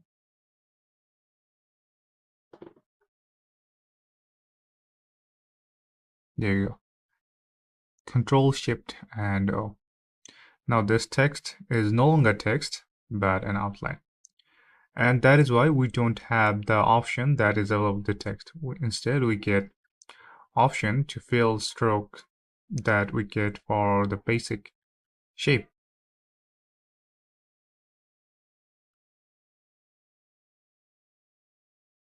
There you go. And that is how you convert your text to outline, and by doing that you convert them to a vector. This is actually some of the grouped shape combined together. If you want, you could ungroup that, and that means that everything that applies to shape also applies to this. Even if it's group, you can always isolate any of them and edit them separately. So yeah, now you can edit them with your anchor point as you want, or isolate them and then edit them with your anchor point. Create a diverse design that you always wanted. There you go. And that will be it. Thank you for watching. Hope this makes everything clear about converting text to vector and designing with vector. Have a good day. Hey there, hello and welcome. Hope you're doing well. Welcome to another video of Adobe Illustrator Fundamental. And in this video, we're going to talk about turning raster into a vector. So let's talk about what is actually raster. Well, raster refers to raw image file like zip, JPEG, or PNG, etc. that are made of pixel. So this is one of them. This is actually a vector already. Let me bring an original file. So to open a new file, you need to go to plus, from file to plus,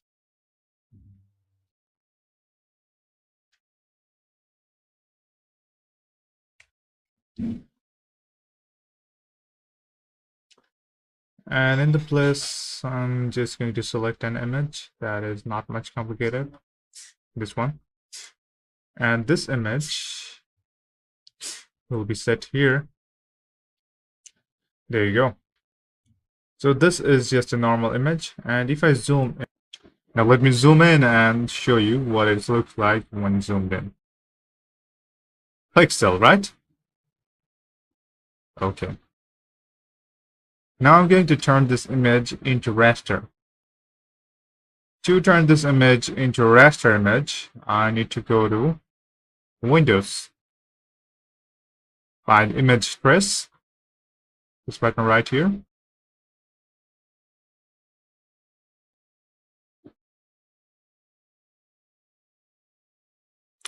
Let's select this image first.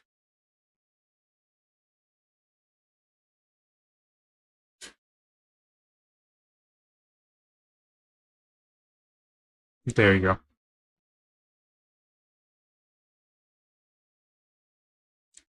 Now, what I need to do here is find an preset. Probably high fidelity photo will be the best since this is a photo. It works well in low fidelity if it's a logo. And okay, the work has begun.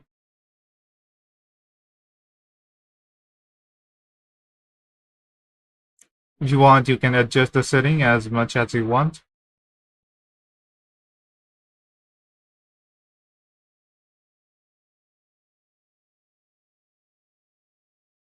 And there you go.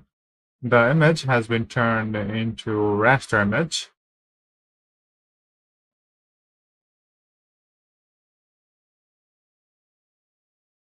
Now let's try zooming in to see if it worked actually. And take a look. There's no pixel, but it's still the image. And this is how this works. You turn this image, which is a pixelated image, to a fully traced image. And that's it. This is how you turn your raster image to a vector image. Thank you for watching. Have a good day. Hey there, hello and welcome. Hope you're doing well. Welcome to another video of Adobe Illustrator Fundamental. And in this video, we're going to talk about mask. A clipping mask, to be exact. So a clipping mask will hide everything that is outside the shape that you choose. Think of it as using a shape as a window to see only part of your artwork. All right, let's get started. So we'll have a shape first. Let's add a shape.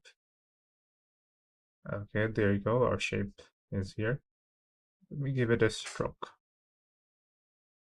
Let's increase the stroke a little. There you go. Now I can actually make it rounded if I wanted. Let's do that too. Okay then.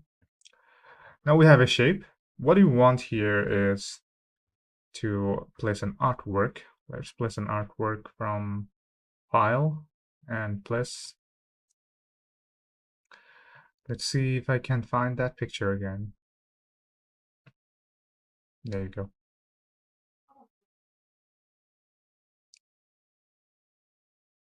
And there you go.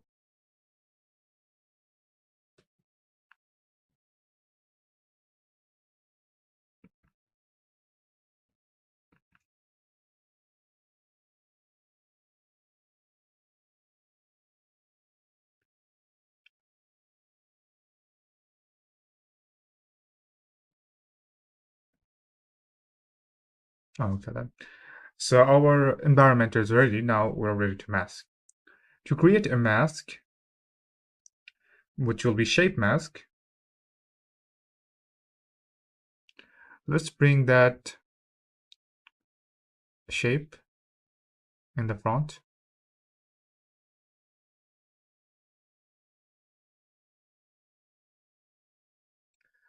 From arrange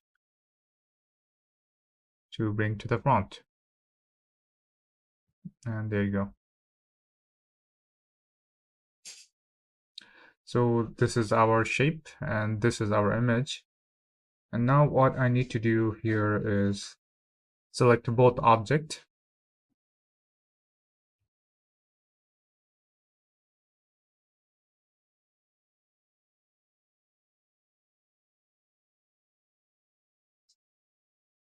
At once. And when we have the selection, right click and find make a clipping mask.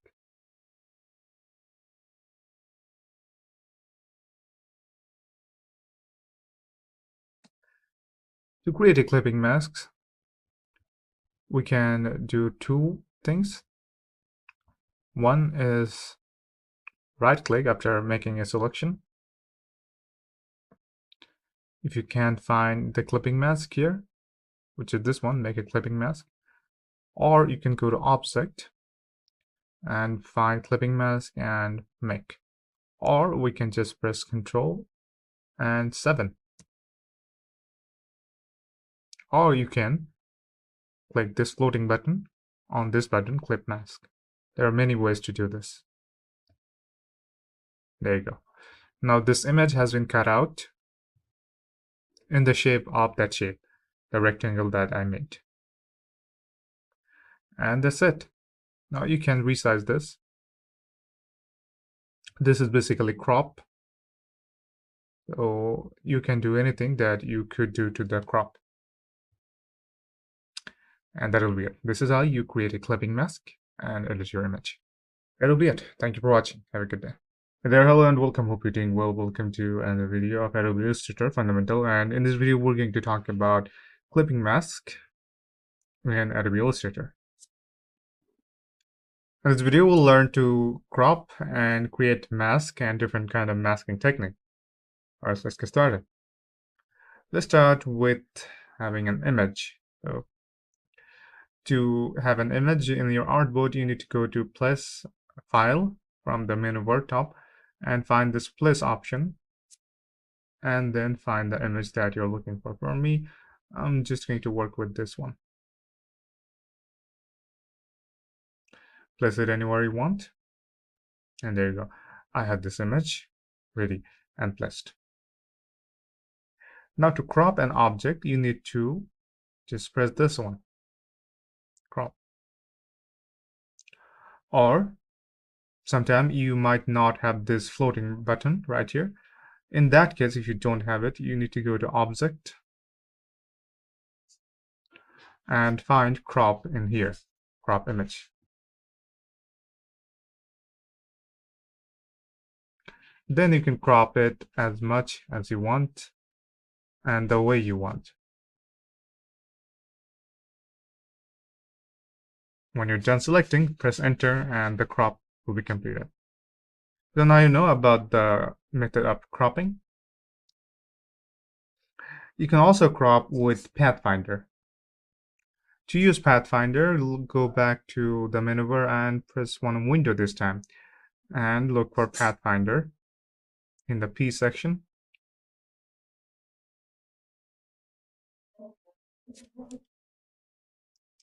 I guess you could turn this image into vector and then crop with Pathfinder, but that's a little bit too complicated for our easiness. I mean, we don't really have to go that far to crop a picture with Pathfinder. There are better options, there are easier options. And one of those easier options is to use clip mask or opacity mask. Now let me use a clip mask. See? So I have this shape. Let me change its color to something different.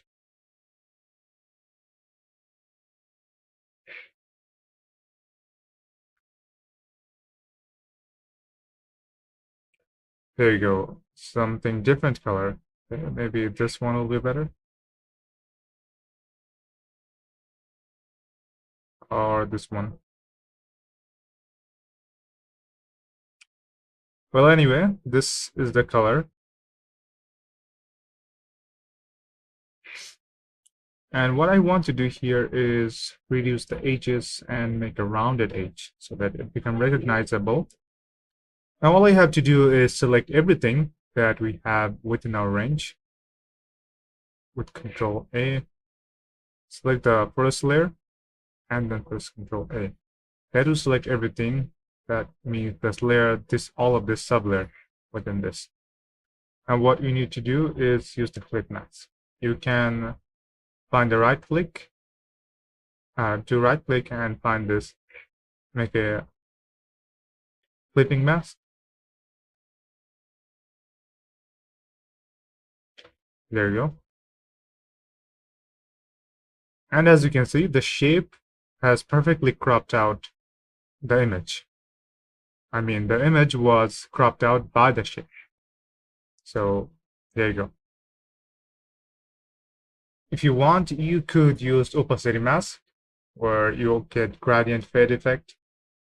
For that, you need to, let's go back. You need to go to Windows. Here you will find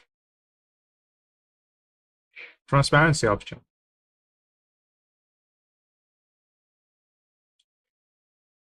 Make sure to select the object first.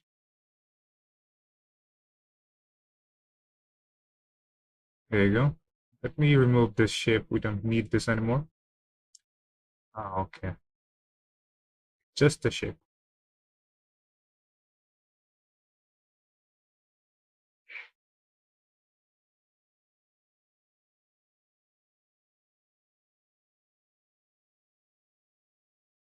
Now take a look at this. We have a new button called Make Mask. If I use this,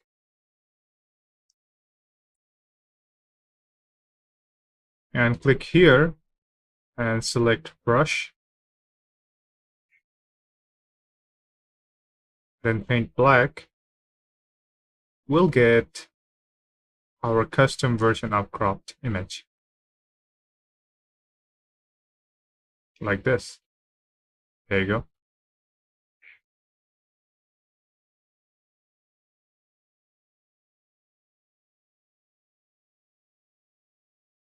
If you want, you can also darken or use any kind of color dot, increase the weight, which means the size of the brush,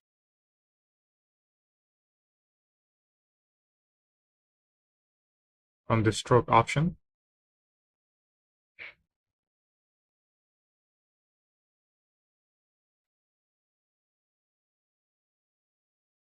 And there you go. This is another way to do it. So now you know different way to use crop with flip mask, with opacity mask, and just cropping and maybe using Pathfinder to turn this into vector. But then again, I wouldn't recommend it. And that will be all. Thank you for watching. Have a good day. Hi there, hello and welcome. Hope you're doing well. Welcome to another video of Adobe Illustrator Fundamental. And in this video, we're going to talk about images, placing an images and embedding an images. What's the difference? Well, placing an image means that the Illustrator file is just referencing to an image of different format in a different place and different directory. While embedding an image means that the image is part of illustration file or a .ai file, not any kind of format. And there's no reference. It's just the image converted into Illustrator file. Now let's see how you can do it. First of all, you need to go to File and Place, or you can press Ctrl Shift and P to find the placement of your image that you want to place. Oh, there you go. In my download folder, I had the image of cat, and I'm going to place it here. Anywhere. It seems this image is too large, so let me zoom out a little bit.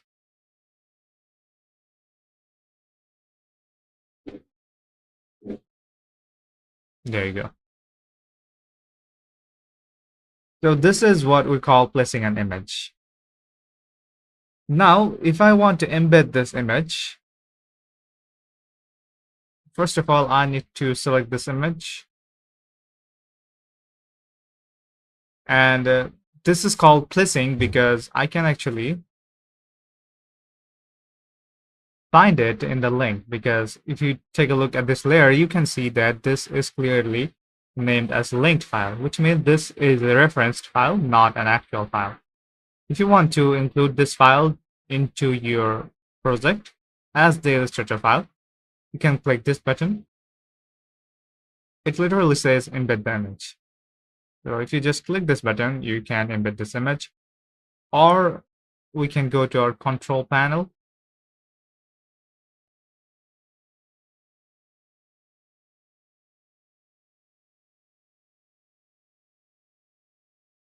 Right here, and you'll see that this embed option. You can click that button and that will do the work.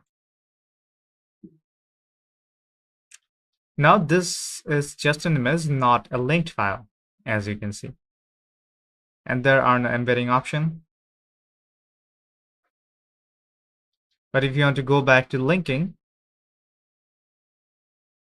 you can find this image as the link. As you can see, it's the literal file name here. And if you want, you can open this file.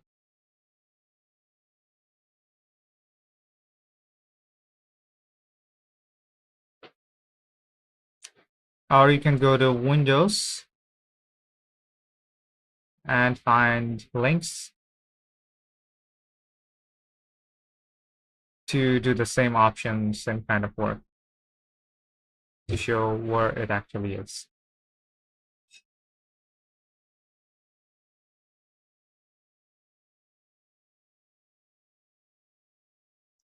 Okay, so that's it. This is how you place an image and embed an image to your Illustrator file.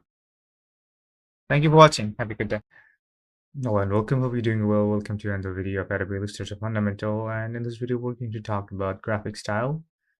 In previous video, I hope and I'm assuming that you know about how to create your own graphic style. And since we're through that, now let's talk about how to use that graphic style in your next work or newer work.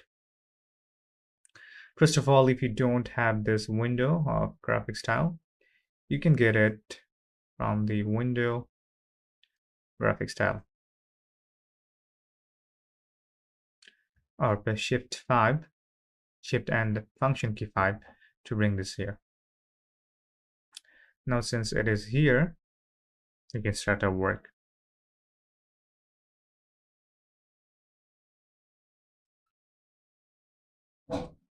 So in the previous video, I have created this graphic style. Now, for the sake of argument, let's create another one. But this time, let's create an ellipse or circle. Let's bring it in the center. It actually doesn't matter if it's in the center or not, but here it is anyway. Let's change its style, stroke, opacity. Now it's ready to be saved as a graphic style. Let's select with V and drag it to your graphic style bar.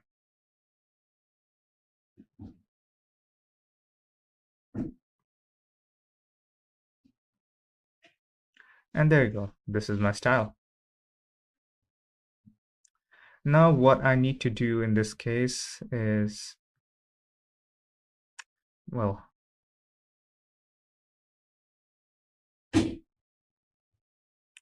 create another shape. And let's do it in another artboard.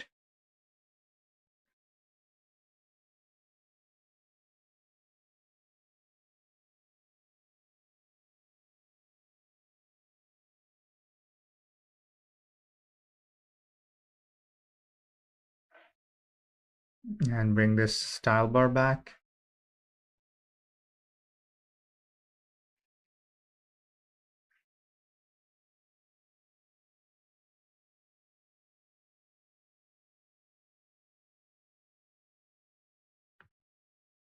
Now let's create a different shape.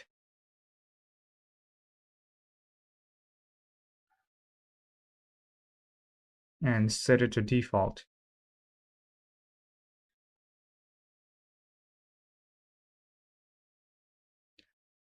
Now if you want to apply that style, just click on the style bar while selecting it, and that style will be applied to your new object. All right, there you go. I mean, it doesn't have to be the same shape. It can be any shape, like the polygon.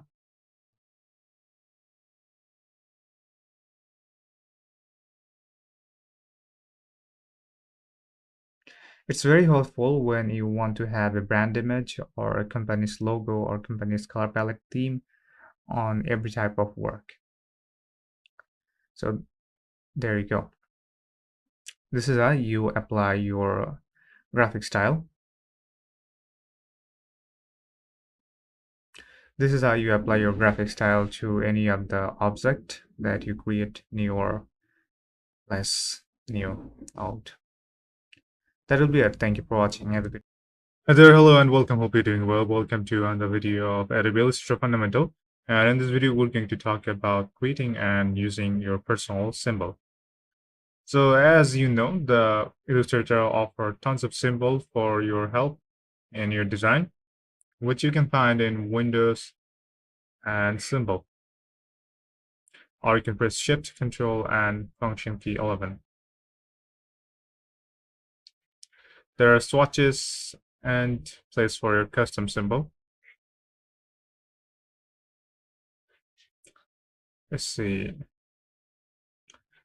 These are the symbol that is offered by Illustrator, which you can find within the library of all the symbol.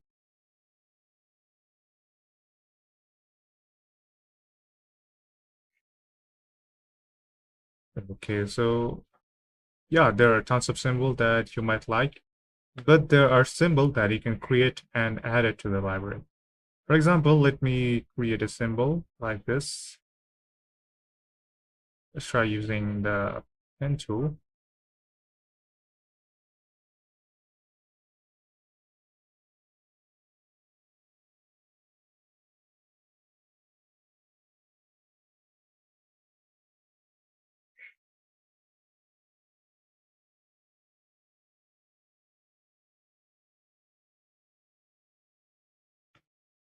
And there you go.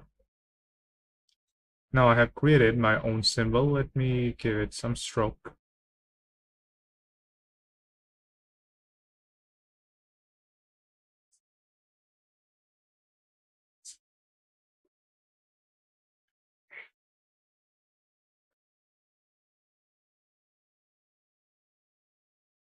And let's fill it with some black.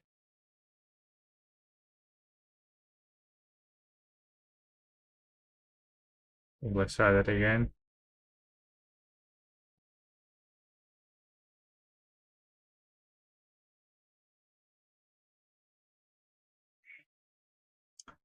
All right, so there you go. I have some symbol.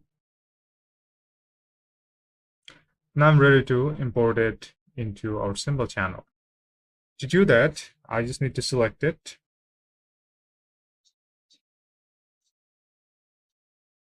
And drag it into the symbol panel like this. I can name the symbol as thunder. Export type, it's a graphic, static symbol, and okay. There you go. Now I have my custom symbol that looks like the fill and stroke that I've made with. Now, if you want, you could use movie clip or graphic. Graphic is the best to work on Illustrator. And then if you want to use this symbol later, you can find this. Just drag and drop it to your artboard. And that's it.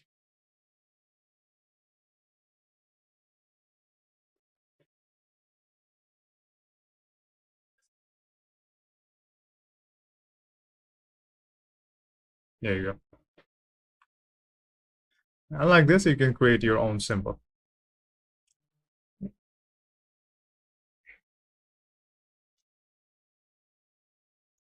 All right, that'll be it. Thank you for watching. Have a good day. Hey there, hello and welcome. Hope you're doing well. Welcome to another video of Adobe Illustrator Fundamental. And in this video, we're going to talk about brushes. We're going to talk about the types of brushes like calligraphic, art, scatter, all this type. All right, then let's get started. So we need our brush panel. I know that you might not have this brush panel. So to bring this here, you need to go to Windows and find the brushes, or you can just press F5 and they'll be here. Now, we're going to talk about specifically three types of brush again: calligraphic, scatter, art, and pattern. So let's go with the calligraphic brush. Usually a calligraphic brush should be here.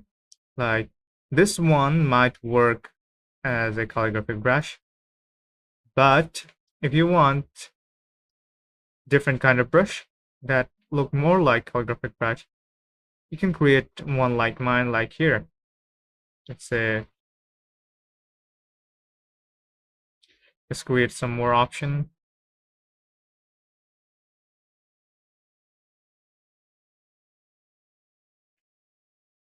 Usually it's here. As you can see, if I hover over this, it says touch calligraphic brush.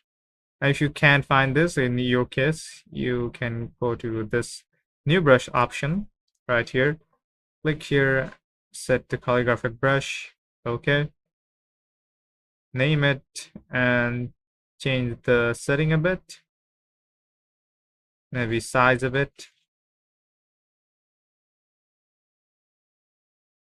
And click OK. And next time you hover over this, you will find your calligraphic brush 1 if you haven't named it otherwise. And now you can write anything you wanted in here, like hello.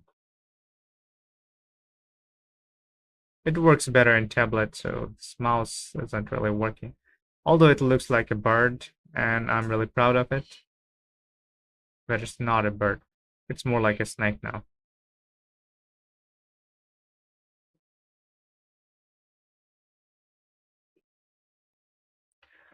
So there you go. This is how you can create your calligraphic brush.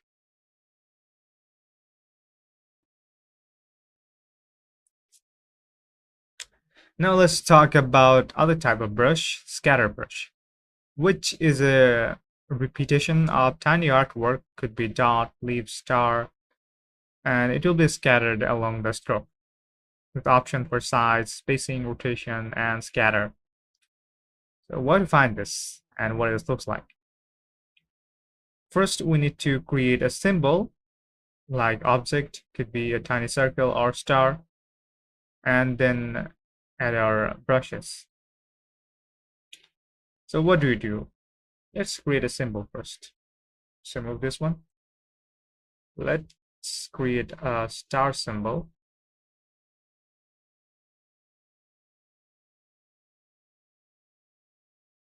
There you go. It's not perfect, but I have a symbol now. Now all I have to do is select it. And since I have selected it, what I could do in this case is go to new brush.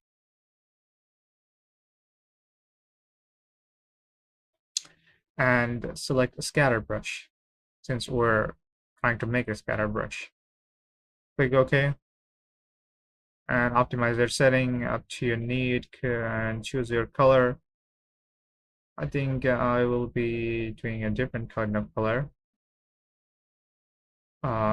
Tint and shade.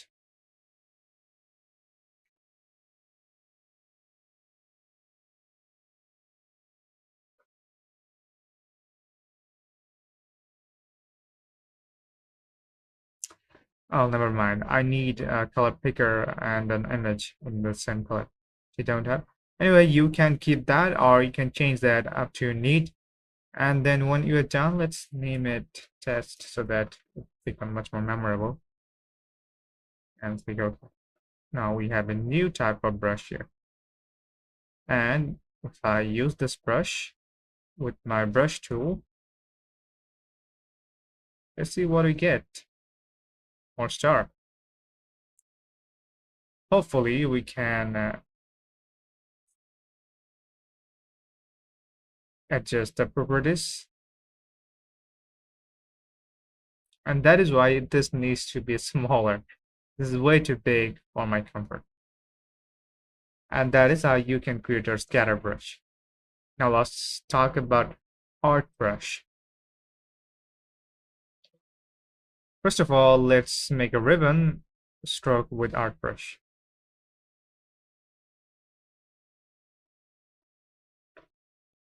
Let me create a triangle here. One of the best way to create a triangle will be from polygon.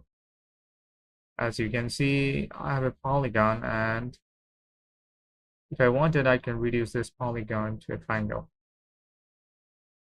And if I wanted, I could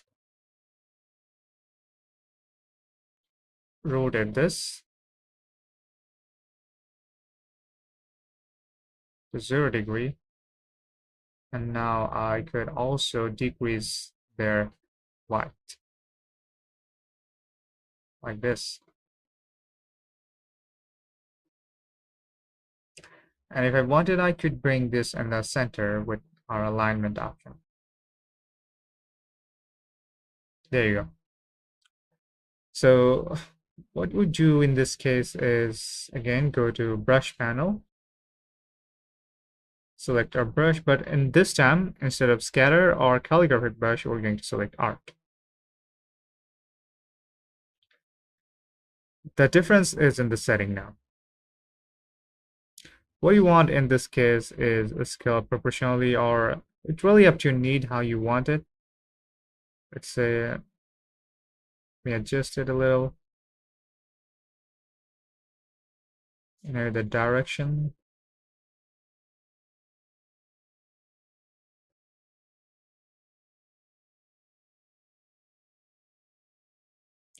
This means that if you want your shape to flip or not, or this means if you want it to overlap or not. And if it's overlapping, how it will overlap. Will it adjust the corner or will it not adjust the corner? Let's try doing adjust the corner and click OK. Now select the brush tool and use this. There you go.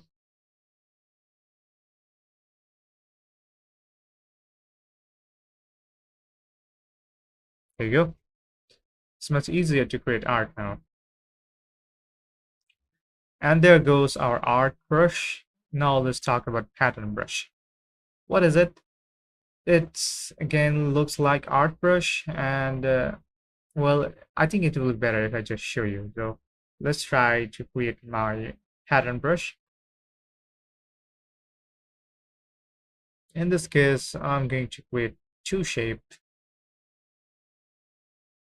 Let's try hexagon again, but this time let's go with 5.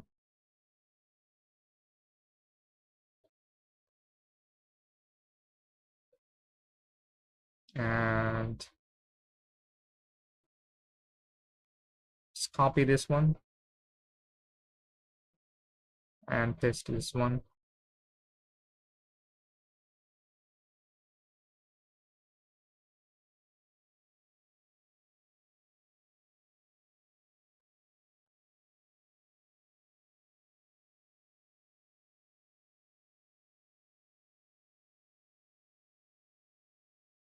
Okay.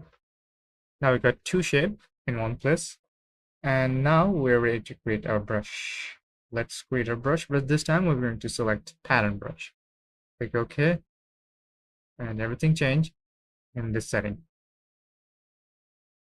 So how you want your pattern to be used? Will this work, or will this work, or will this work? You just have to select a pattern on top of your own pattern. You can select your color, they belong, you can use this, click OK. And now we're ready to use our brush. Select the brush tool and start creating our brush. There you go. And this is how you can create different kind of brush with your Adobe Illustrator. Whether it could be calligraphic, it could be scatter, it could be art, or it could be pattern. That'll be all. Thank you for watching. Have a good day. Hey there, hello and welcome. Hope you're doing well. Welcome to the video tutorial of Adobe Illustrator Fundamental. And in this video, we're going to talk about creating seamless pattern in your Illustrator. So if you don't know what pattern, and I really hope that you do, well, patterns are repeating design that can fill objects, background, or entire artwork in Illustrator. We can create seamless vector pattern that repeats perfectly without visible edges. Let's create a pattern. So first, we need to have a new artboard. To create a new artboard, we need to go to File and let's create a new artboard. And there you go. This is the template. I can choose any of that. And in this case, let's get a square one. So our height in this case will be 1000.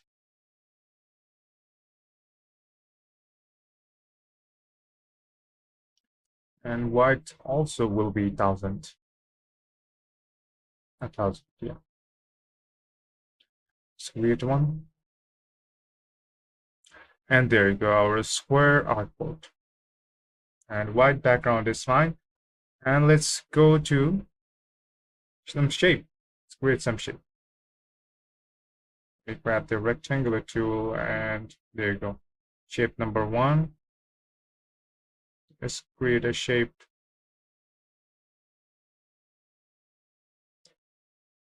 With the ellipse tool. Shape number 2. And let's try also this polygon tool. Hexagon or polygon, whatever you want to call it. And there you go.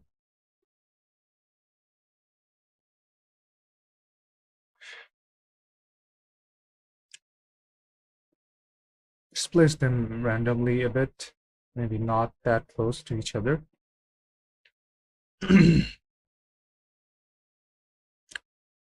Now let's create some pattern. To get the pattern, we need to go to Object, look for pattern, and make.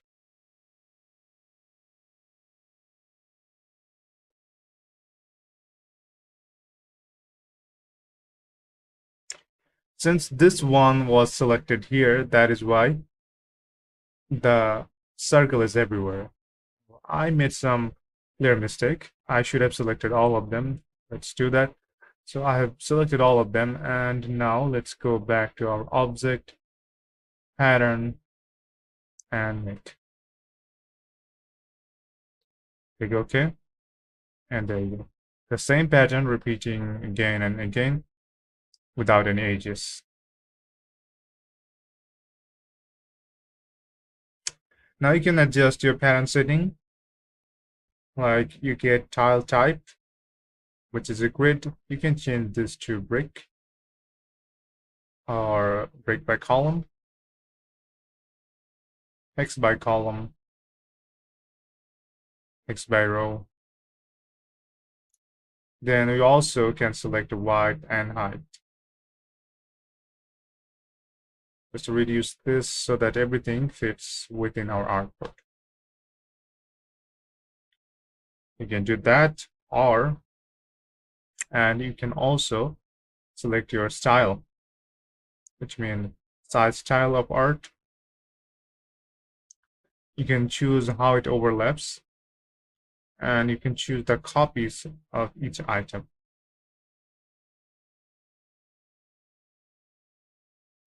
3 is the minimum. And that's basically it. Now what we need to do is just click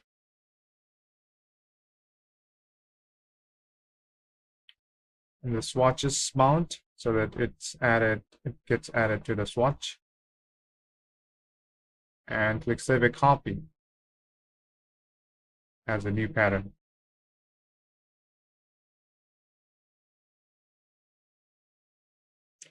And with that, our pattern has been added to the swatch. And when you want to use this pattern again, or apply this pattern,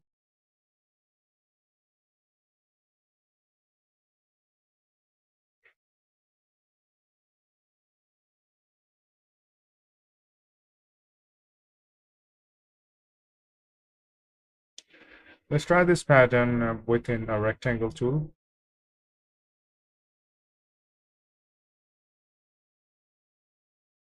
So I have this rectangle. Let's make use of that. Right click. Now what I want to do here is fill this with our swatch panel.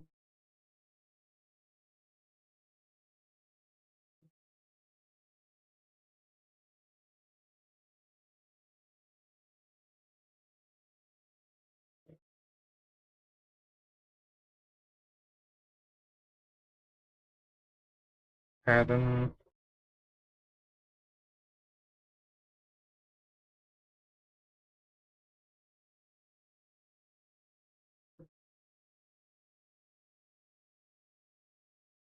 So in the windows, If you click swatches, there will be a swatch option.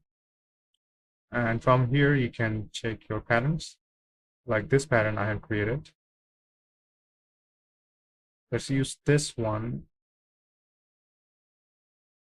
right here as our swatch pattern.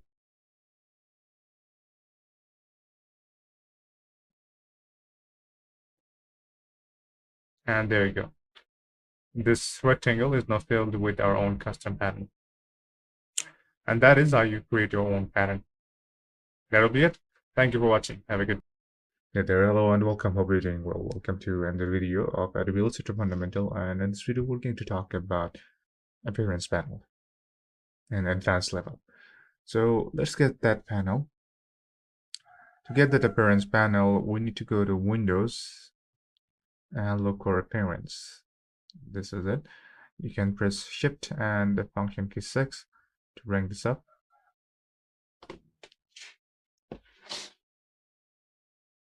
And it will be here. And as you can see, we already have this option whether you bring it or not. Whenever you draw a shape, this option automatically comes in. In the properties, you get to see this option, fill, stroke, and opacity. This is exactly the same as here. So you don't really need to bring this from Windows unless you're lost. All right, so we have our appearance. Now let's talk about it. We can use this appearance to fill our shape with different kind of color. Could be gradient color, could be a pattern color, could be custom pattern, or could be just simple color. Could be light color, could be deep color, doesn't matter. And you can also use your stroke, change your stroke to something else. Like I can change my stroke to red and make it more visible like this. Now I think that it might be too visible. That is why I need to change the opacity, and I can do so by changing the opacity section. Now if you want, you can choose this appearance panel.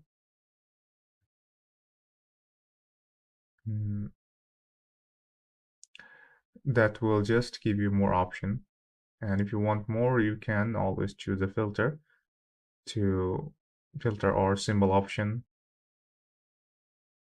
like this, colored pencil, cutout, dry brush, to make graphical changes to your shape. There's more you could do. If you can't select it, just press V and then select it. Make sure that your layer is not locked. There you go. Now let's change this to something else. You can change this to different type of style if you want it. And when you think that you're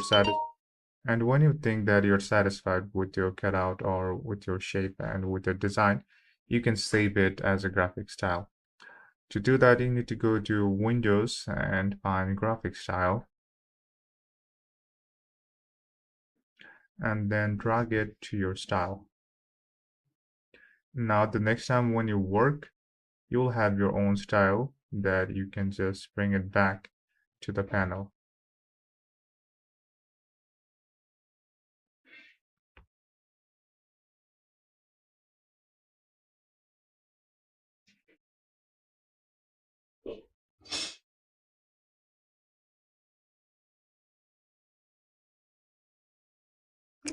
So yeah, that will be it. Thank you for watching. Have a good day.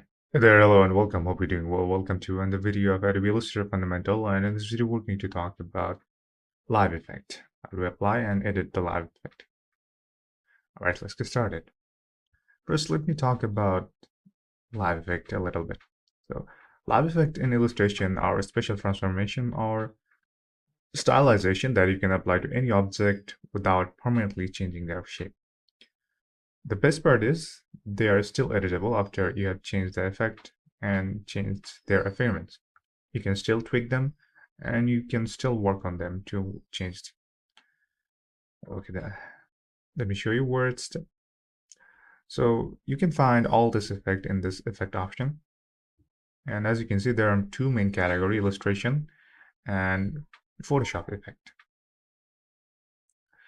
Let's bring out a stylized effect, which is a part of illustration effect. Let's bring out drop shadow.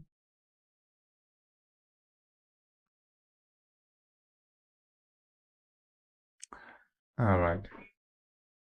Now we have added a drop shadow effect, but notice the shape, it just doesn't change. Let's try it again. There you go. The effect is live. Now for the change that we wanted to change, we can go to Windows or Appearance in that case. As you can see, the effect can also be applied from here. You get the same option as that.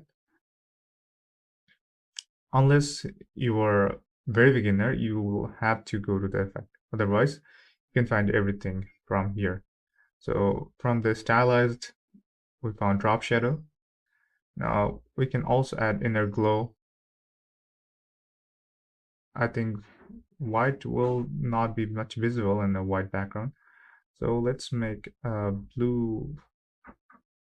bluish glow.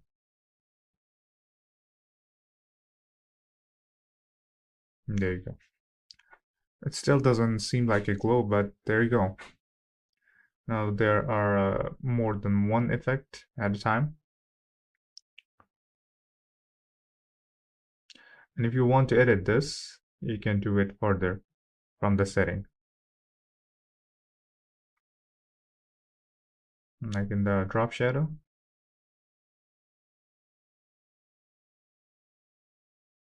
If you add it twice, this is what you get. I like this. You can add multiple effects at once. You can also add different kind of transformation effect. If you go to distort and transformation and find transform, this will give you more edge and design.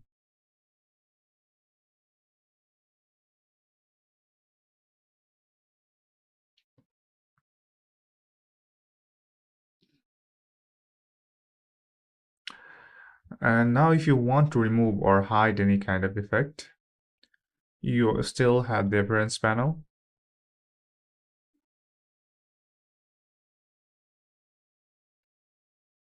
And here you can see different kind of effect. So let's say I want to remove the shadow effect. I can remove that.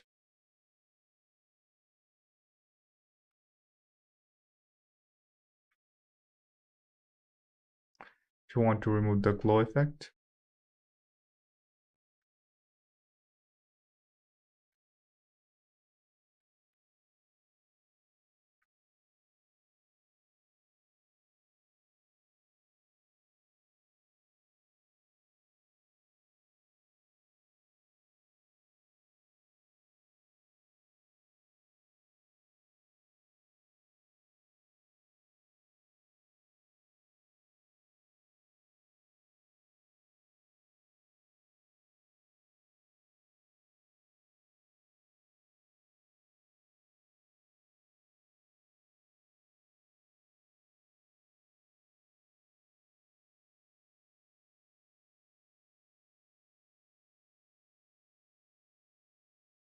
it was locked. That is why there was so much trouble. Let me try that again. So you have shadow effect, inner glow, and transformation. Now let's remove this drop shadow effect from the list.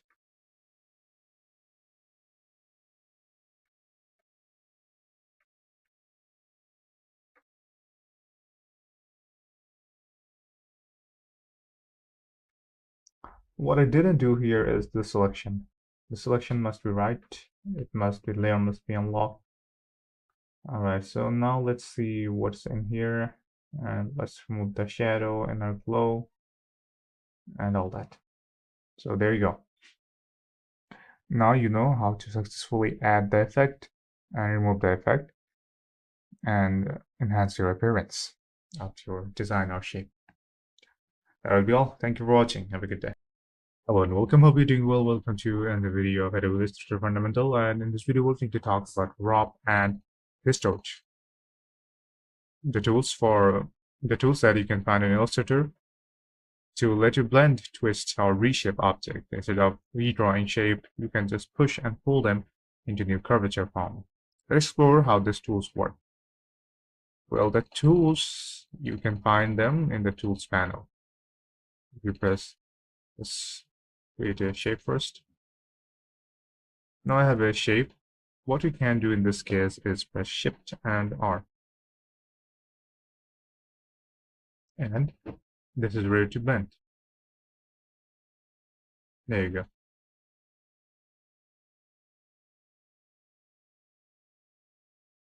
A rectangle is slowly being turned into a circle. And this is it. This is how you can bend or wrap your shape to pretty much anything.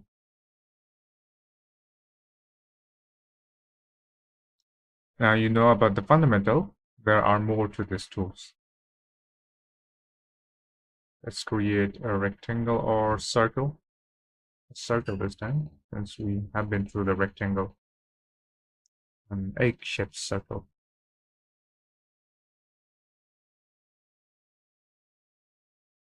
This time we're going for twirl. Now twirl can't be found in this toolbar like the wrap tool or blend tool that we found here. But if you click right here in the edit toolbar, you might find all of them in the modification or modify section. There's wrap, there's twirl, there's pucker, float, and width, and all this modification tool. Just select what you need here. For now, we need twirl. So let's bring that twirl back to the world.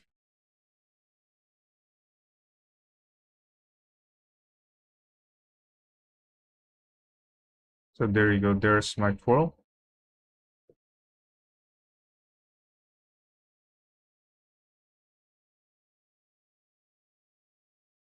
Let's create a selection of this.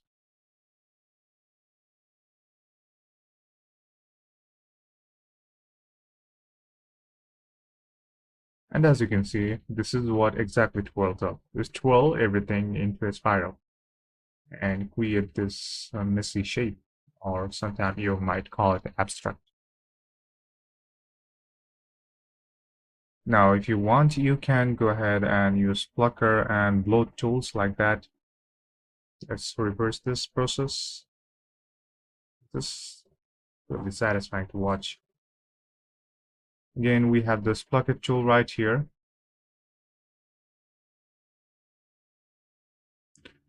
Now with the plucker tool, if I pull that circle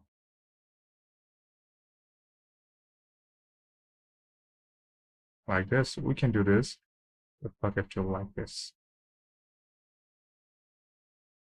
And now it's a bread with some color. If I fill this with color,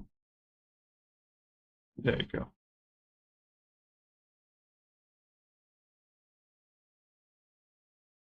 Okay.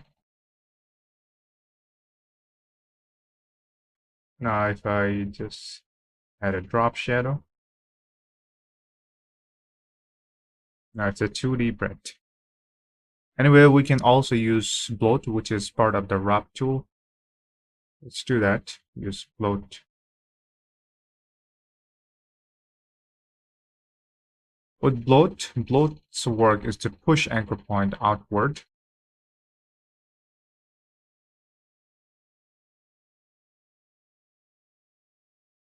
As you can see. Beside the anchor point, it push any other anchor point outward and create something like this. And if you want to add a scallop, crystallize, and wrinkle, you can do so by going there too. And get scallop, which adds wavy edges. Let's try that. And there you go. Our wavy edges are here. If you use it in the middle, it doesn't work as expected, but it works perfectly in the edge.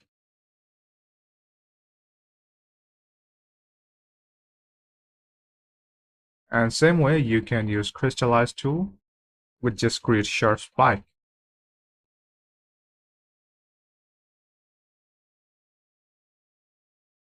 There you go. You can also use wrinkle tools to add more zagged or irregular distortion.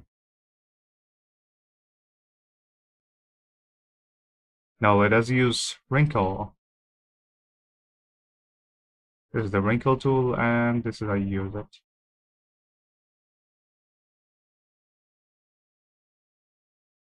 There you go.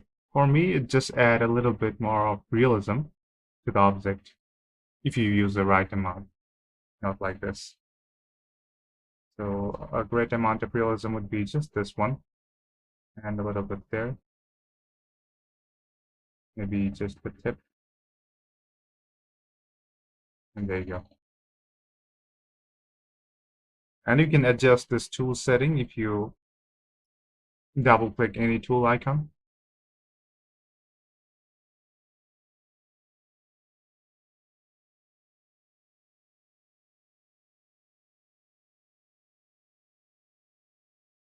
Hmm.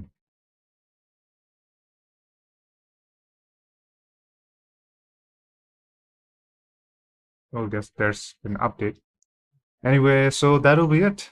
With this, you can wrap, twist, twirl, and modify your object as much as you need. That'll be all. Thank you for watching. Have a good day. There, hello and welcome. Hope you're doing well. Welcome to the video of Adobe Illustrator Fundamental. And in this video, we're going to talk about pretty tools that is available to you if you are using Illustrator.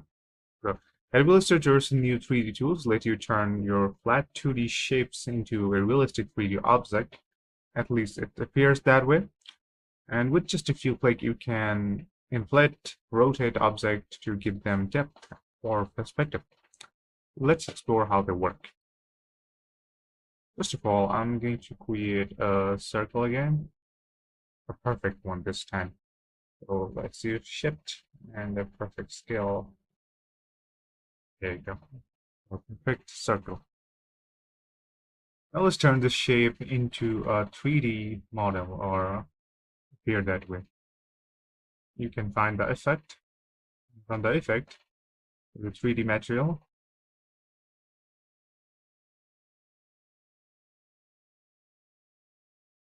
And use any of that to make a 3D model or to give it a 3D look. First of all, we need to select it. Somehow it got unselected. Let's do this again. Effect, 3D material, and let's use extrude and bevel.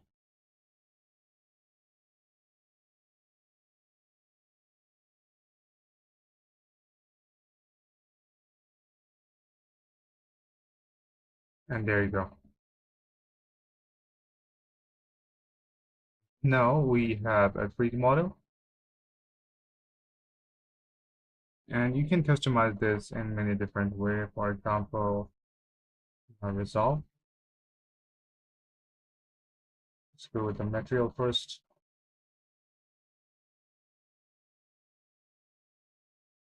It should give you different kind of texture.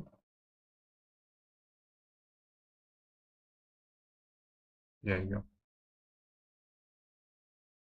And graphics, if you want something on top of it, add them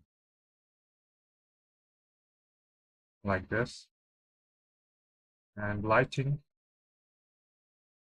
from where you want the light source to come, you can create your own light source, and that will change the direction of shadow and change the color intensity, saturation of the shadow or color pattern, height, Now, let's try using all of the other like revolve, which gives our 3D model an angle.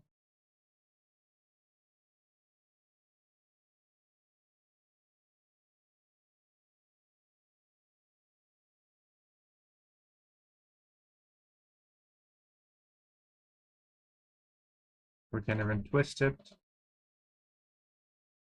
Let's keep our revolve angle to 0 degree for now.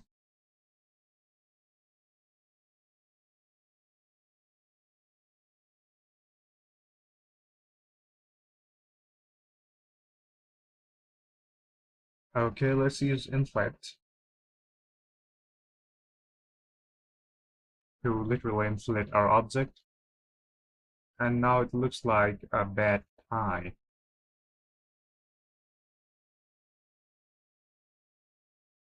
And you can do any other thing that you did in the previous mode in the revolve, inflate, twist, taper, volume, all that.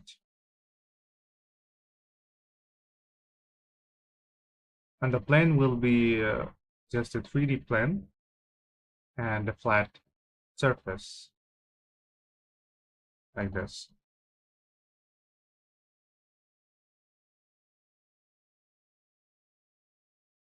And you can rotate this if you want it. This. This is a little bit satisfying, I'd say.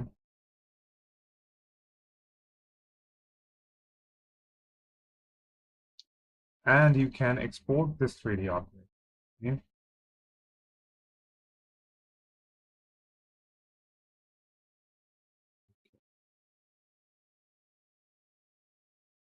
And it will start exporting our 3D object.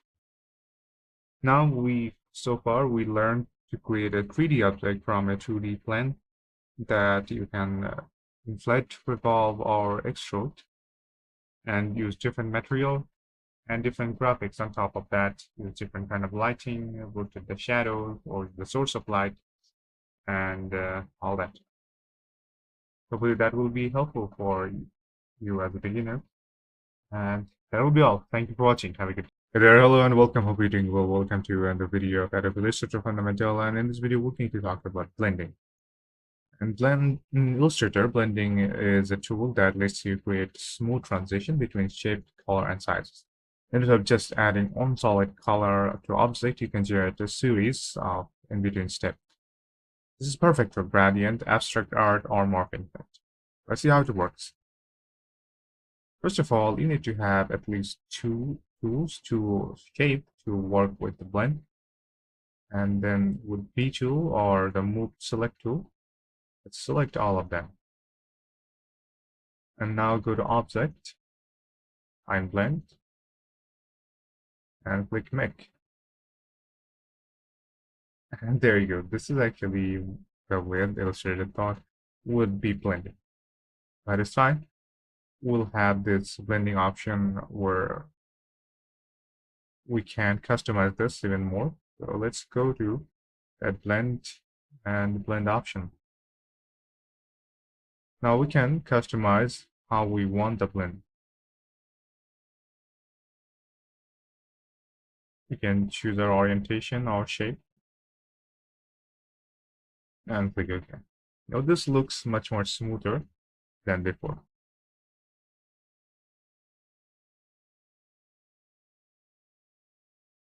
And this is what we call shape blend. But as I said earlier, there could be more than just shape. A blend option can work in space, smoothness, color, and pad. And let's see how we can do this other thing. Okay, then. Now we'll try to blend our color. Let's remove this and let's create 2 objects with 2 different colors. I got blue here. Let's fill it with different color. One will be green. Another will be blue or cyan. I do call them blue, by the way, even though it's cyan. Now let's try combining or blending this color. Select them. There's a shortcut for blending, that's W. And see what we can do. And there you go. Now we have this blend of color.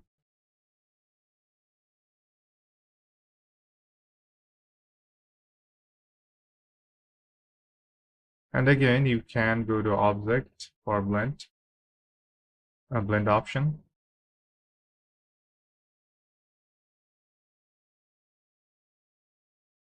And change this option to suit your needs better.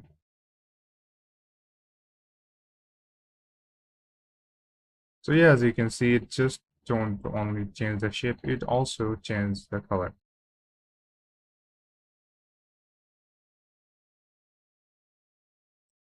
Now let's try blending path.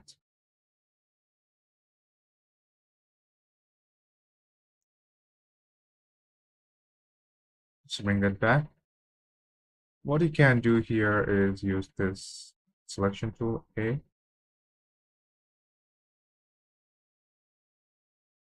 Now if I change the path for this one, zoom in a little,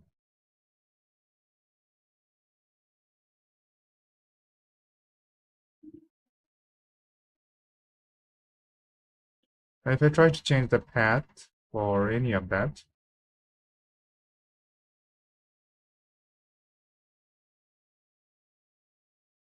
there you go. A blend will automatically follow. So there's no need to worry about that.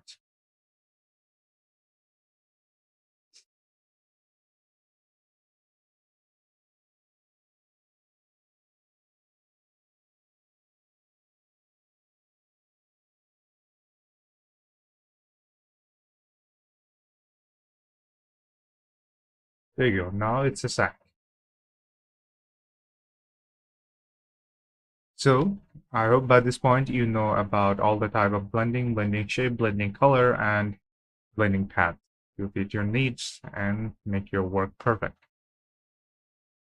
And if you want, you can actually expand this blend with expand option. Let's try selecting this again.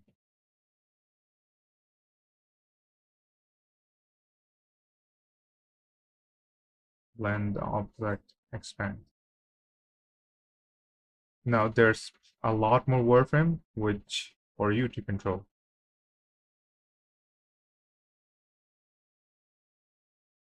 Expand turns the light blend into a separate editable object, which you can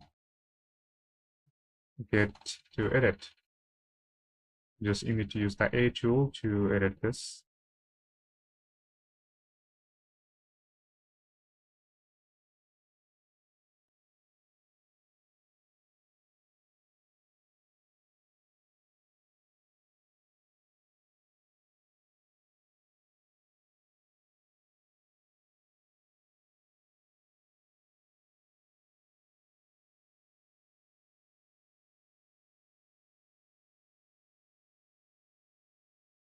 Okay, that'll be all.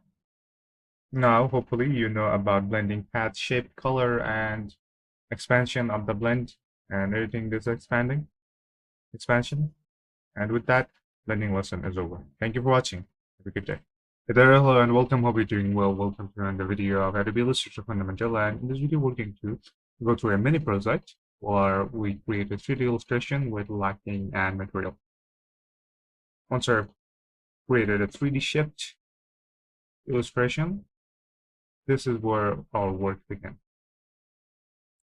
So there you go, our 3D shift illustration.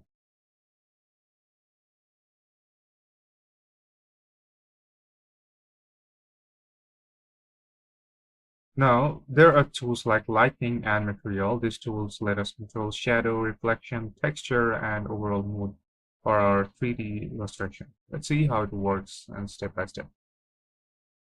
Right, so let's go to our effect and click 3D material. Actually, any of that. Since we're going to work with material and lighting, let's go with the material. Anyway, there will be everything that we need in here: lighting, material, and object, no matter which one did you choose. So there you go. We have the material.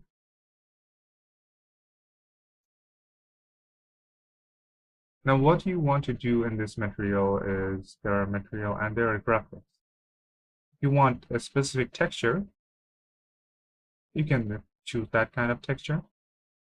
There are actually a tons of texture within Adobe Illustration. Since this is an wooden shape, we choose this wood texture for this one, and this fits perfectly. If you wanted concrete, you choose that one, I guess.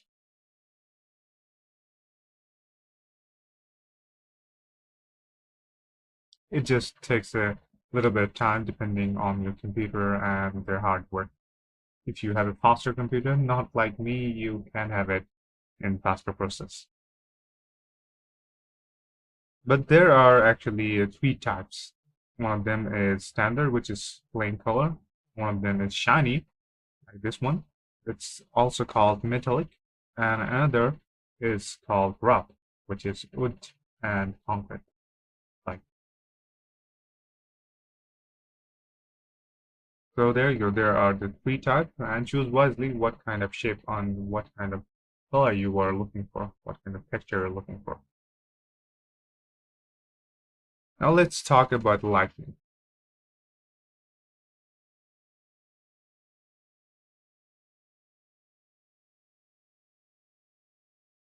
You can change how this color looks, how the texture looks within the 3D shape. If you want to repeat the feature or pattern, you can do so by using this slider. But that will cost you performance whenever you load this, so be careful. And you can also change the color, and based on that color, you will see the changes within your shape or the object. There you go. But something will not change because that is the fundamental and core part of the texture. Anyway, let's go talk about lighting. So there you'll get different kind of option: diffuse, top, left, right, which will also consider a shadow. But this shadow is different from the drop shadow that you probably have selected in your effect bar. And you can choose how your shadow behaves. This one. This blue dot works like sun. And you can add more than just one set of lighting because there could be two sources of lighting in your 3D scene. You can also enhance your intensity or decrease your intensity of the light. And use your rotation from the slider to the height of the blue bar from your object. And softness of light can also be changed. Ambient light, that gives you a little bit creamy behavior. And finally, the shadow. You want the shadow or not. And when you have the shadow, you can choose where the shadow should be, below the object or behind the object. So there you go. If you can't see, this is the shadow, by the way. I prefer behind the object. Distant from the object. Shadow boundness. And all those settings can be changed with the slider. And with that, you have proper knowledge about material and lighting. I hope so. If you don't, just repeat this video and try it yourself. That will be all. Thank you for watching. Hey there, hello and welcome. Hope you're doing well. Welcome to another video of Adobe Illustrator Fundamental. And in this video, we're going to talk about creation of media graphics with Illustrator. We're going to talk about exactly why it's different from creating a graphics for web and creating graphics for your printing. All right, let's start. First of all, let's talk about what actually makes social media graphics a bit unique case. Well, first of all, you have to understand that this media is for scrolling. So whenever this media is put on a screen, this is going to be scrolled by many people. So there has to be something that is really eye-catching, have to catch the audience eye within a short amount of time. So that is why it must be eye-catching and clear. It should represent the symbolism and the message behind it within a glance. And it should be made for any of the popular layout that provided by the company of social media like Instagram, Facebook, LinkedIn. They have their own ratio for the screen size and videos. You have to follow that and then upload it. Also, you have to optimize it for mobile screen so that it doesn't lag and it doesn't give a color indication that break your phone. There was a case back in probably 2 or 3 years behind, or maybe in 5 years back, where there was a graphic. Looking at it could break your phone. So you have to keep that in mind so that that kind of graphics that doesn't land on your design and illustration. The focus on brand visibility and engagement more than the design itself. It has to be more symbolism than the creativity and art.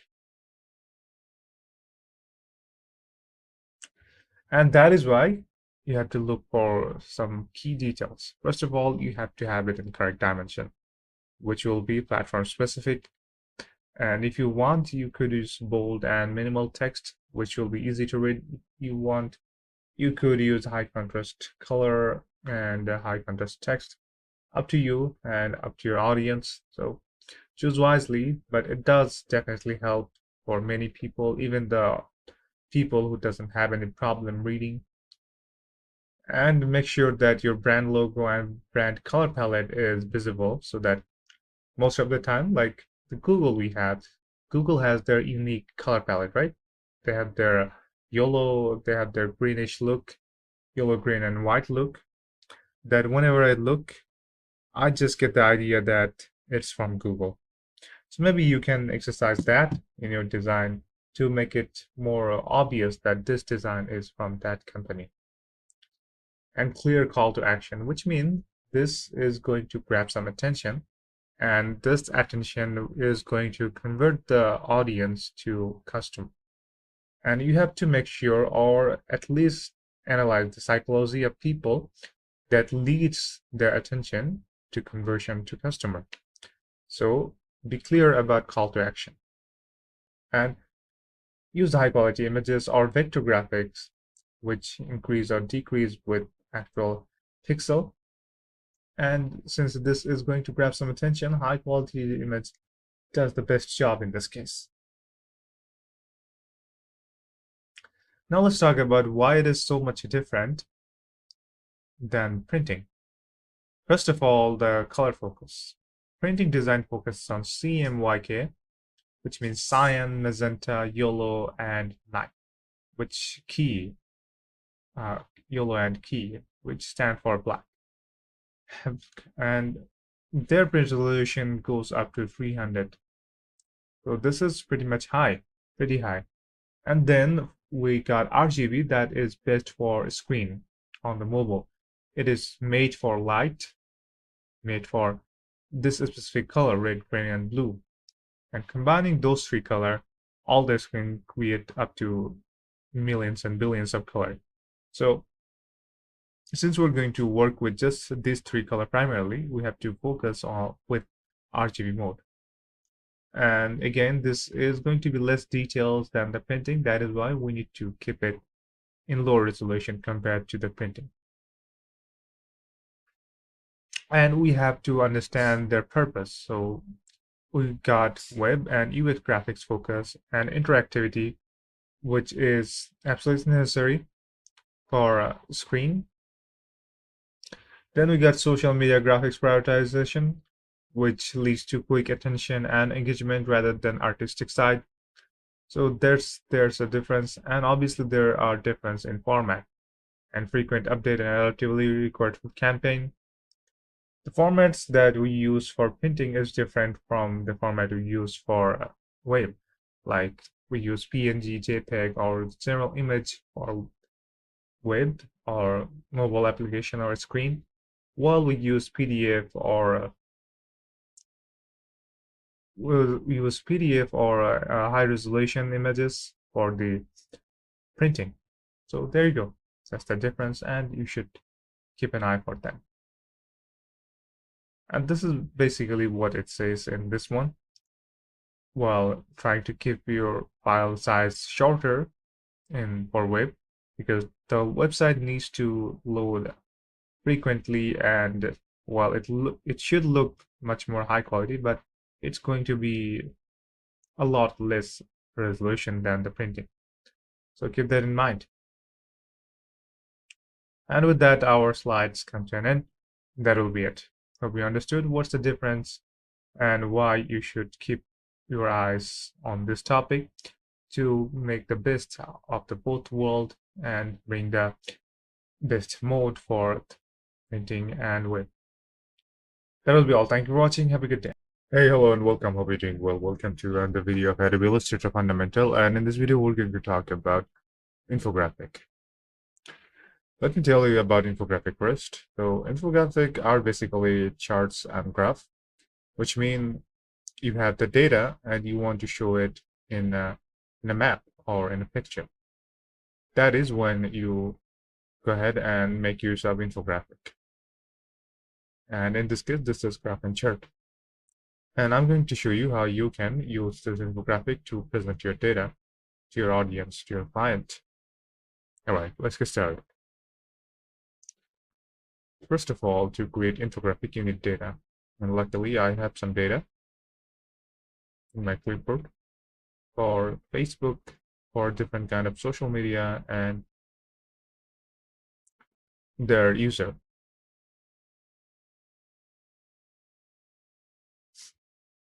There you go. Now, if I want, I could turn this into data. And the best kind of data for this will probably be pie chart. So let's get to that. Here you can find your pie chart. Click that and draw a pie chart. You will have this table, and all you have to do is paste your data here. First row will go to the headings, which mean the names, and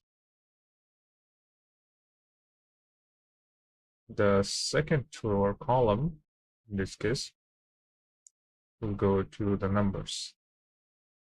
And you can add more numbers. There you go. Now, obviously, this isn't what we wanted. We wanted one single pie chart that represents everything. That is because we're setting all of this in the column. Now, to get the actual data, actual picture of the graph, we need to use this transpose over as column. Click that and click OK, and there you go. And it will be your table. Now you have a pie chart that represents all your data. If you wanted, you could transform this to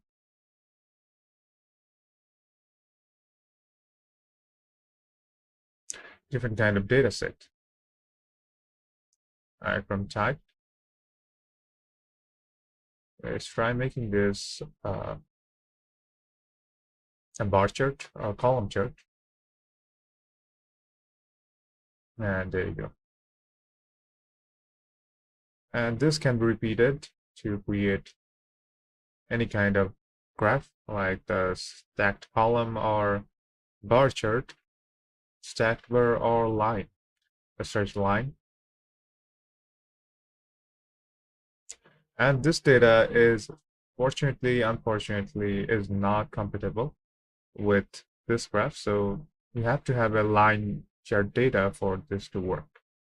Again, let's go back and try another. This time we're going to go with the area.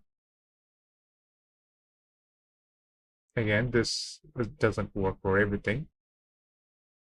Let's see if it works for a scattered. It does a little bit, but again, it's not that much compatible. And this crop is not ideal to showcase this data. So we'll go back to pie chart again and show you how you can customize it further. Now treat each of this segment, each of the text like a shape or like any text or any kind of shape. So everything will get easier from this point.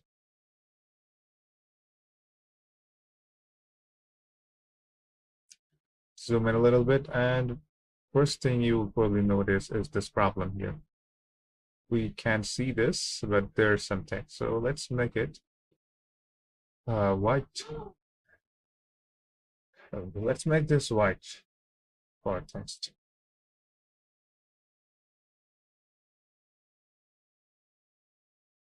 Although it should have been visible, but I guess it's not.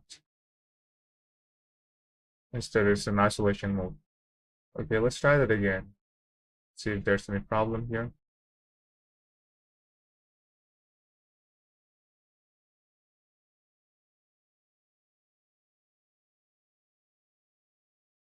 There you go. Now we have a Facebook in different color, and obviously we don't want our graphics to be in black and white or grayscale. So let's change that to different kind of fill. Isolate it, and then you can do whatever you want here.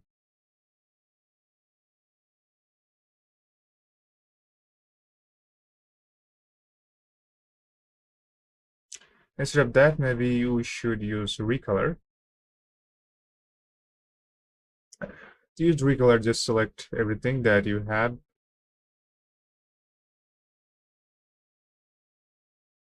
And then you will find this recolor option right here. Click there and choose your color. Let's pick a shade of green. Let's try that again. Recolor.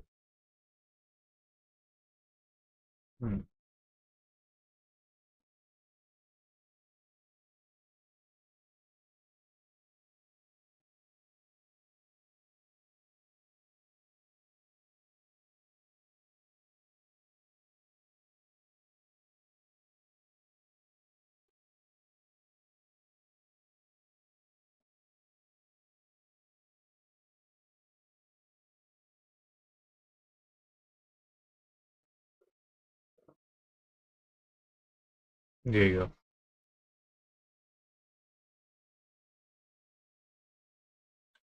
This way you can make a color for every slices.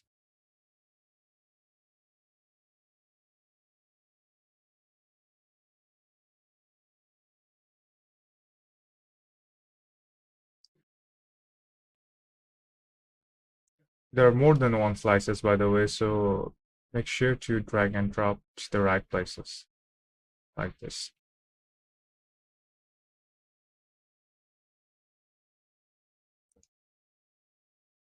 And for this slices,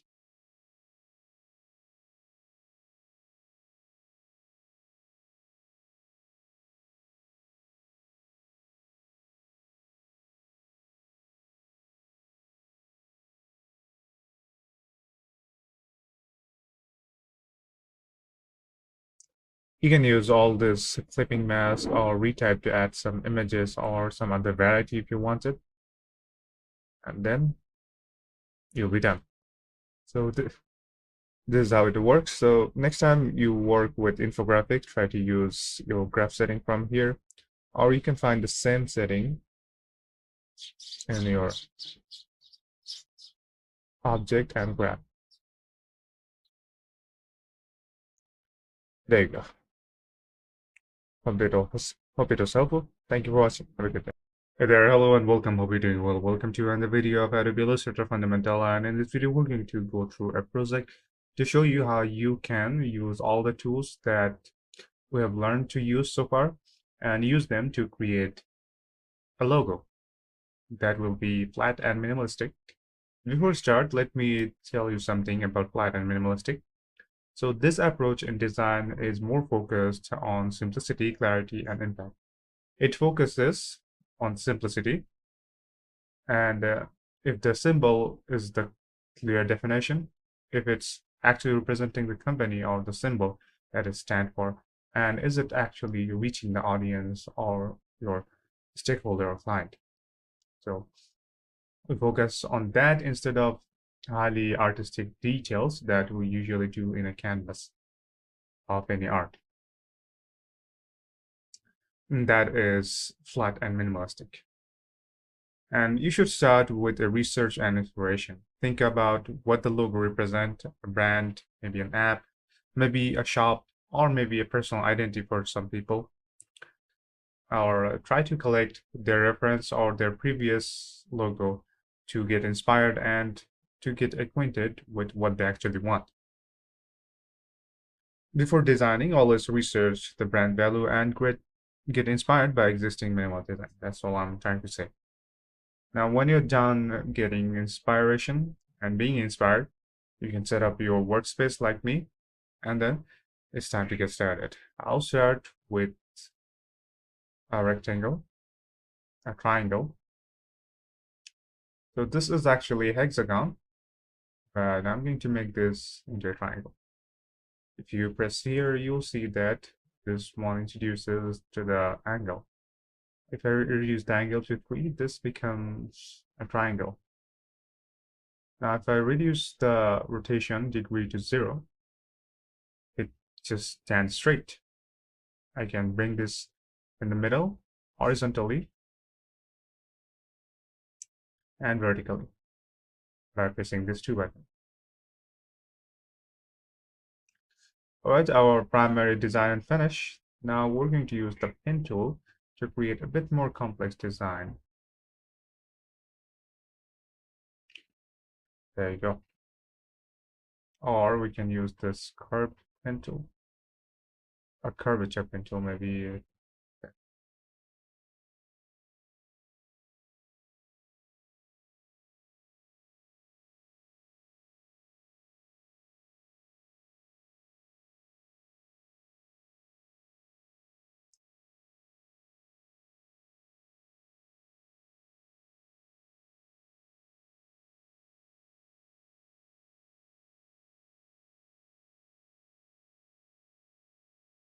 Not actually what I was hoping for, but let's go with Eclipse in this case. It's much more smoother with Eclipse, or I hope it's going to be that way. And there you go. I have this. And now I want to replace this. I want this below, not up.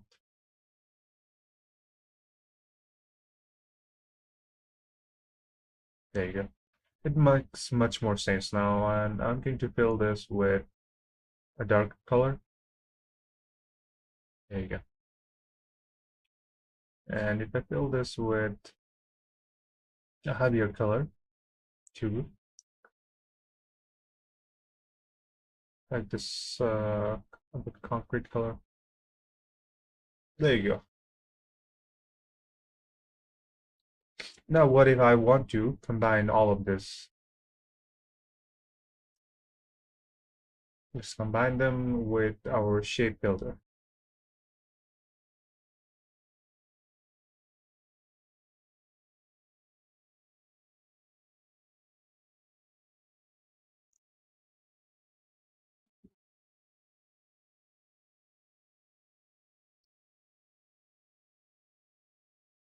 There you go. Or I think it'll be better if I do this. Anyway, it just looks like a birthday hat or a witch hat at this point. Well, somehow they're similar. Okay, then we're in a basic shape building and filling and stroking position.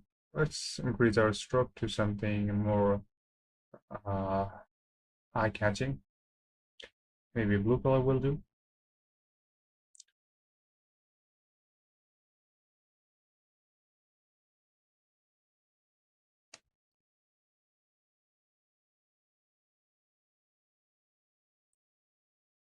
It has their own fill.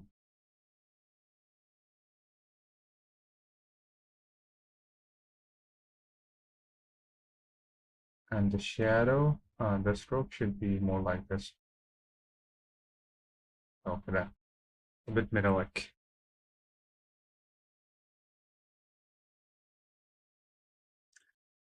And we're now done with the color, stroke fill, and shape building. Now let's add some typography, which means some text.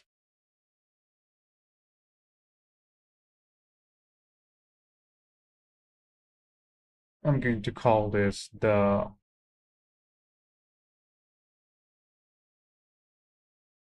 pyramid.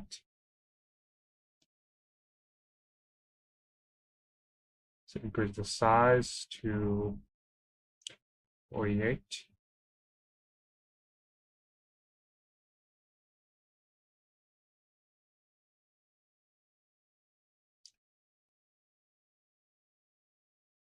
And the color should also change from black to white. Now let's align in the middle.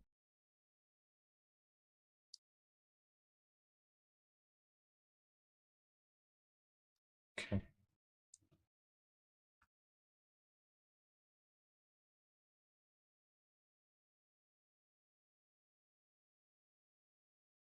There you go. Our simple logo design is now over. Obviously, we can give it a 3D effect or we could give it a shadow effect, but that will defeat the purpose of creating a flat and simplistic design of logo, right? So there you go. We have our logo that looks like a pyramid in desert. Or maybe it doesn't, but it should look like that. All right, there you go. Thank you for watching. Have a good day. Hey, hello and welcome. Hope you're doing well. Welcome to the video of Adobe Illustrator Fundamental. And in this video, we're going to talk about difference between illustrating for web and illustrating for print. Let's get started. So illustration for print and web service are different, both on their purpose and their design and their color choice and their format. Printing usually goes for magazine, packaging, or poster or books, while web can be different kind of variety for games, apps, websites, social media, ads, and so many different types. And each medium have their own specific technician and consideration. First of all, the resolution and quality. Since print is going to be hands-on physical object, they need a lot more high resolution than the web version. They tend to be over 300 dpi or more, while web resolution tend to be 72 dpi to 150 for optimization so that loading speed doesn't take much. And wrong resolution, if more or less in one of them, could be devastating. For example, a print with resolution quality lower than 300 could be pixelated or blurry.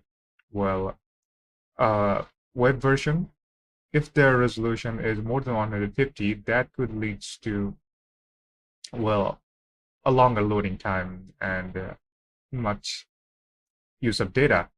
And that is dangerous if you're using mobile data while using that file.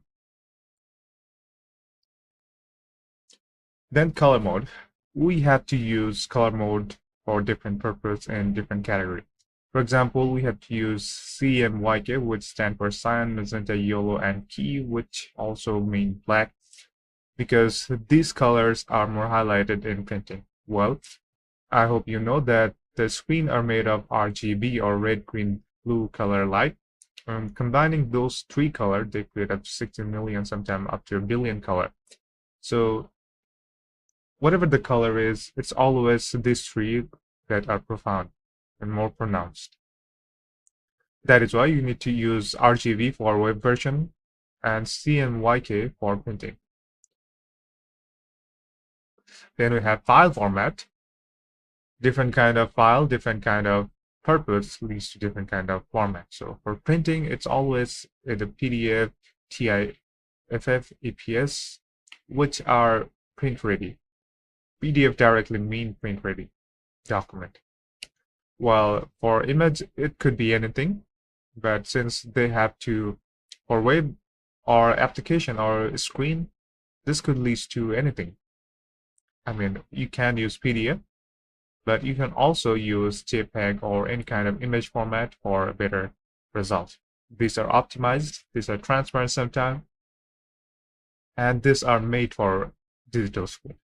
So choose the right format to maintain quality. Now we also have to consider typography. First of all, print, which focus on readability at different print size. A printing document or illustration that is made for printing can have artistic value, while a document or web or images made for web should have more symbolism value, which means in the web, people are just scrolling through over and over again, and you only get a couple milliseconds before they scroll you away. That is why within this millisecond, you need to have something on your image that grab attention. And that is why we focus more on symbolism when printing or web. And final check before you export, just check if your print bleed or trim marks, or does it have a CMYK mode. And while you're doing export, you have to make sure that these are well optimized, responsive to scaling, and it's an RGB mode. And if you have time and resource, always test on actual medium before finalizing. And that'll be all. Hope this difference will help you on your work and progress. That'll be all. Thank you for watching. Have a good day. I hope you're doing well. Welcome to another video of Adobe Illustrator Fundamental. And in this video, we're going to talk about creating poster or flyers with Adobe Illustrator. But for that, we need to go to the beginning and select a template which actually fits our need, like this postcard right here. Alright. So now we have a new artboard, and you have to decide if this postcard or flyer is going to be printed or just going to be digitally served. For that, you need to choose the color mode. If it's going to be printed, I do recommend you go with CMYK, or if it's just going to be digital, you can always choose RGB.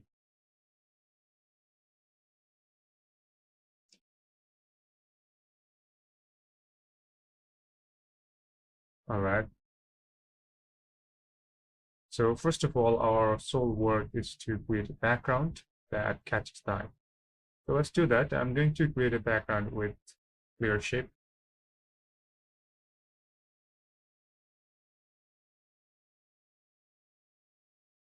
Now what I need to do here is give it a stroke and fill.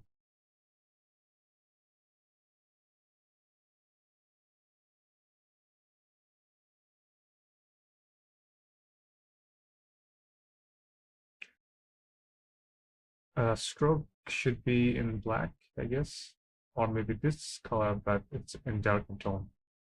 Yeah, that feels better. Now the stroke.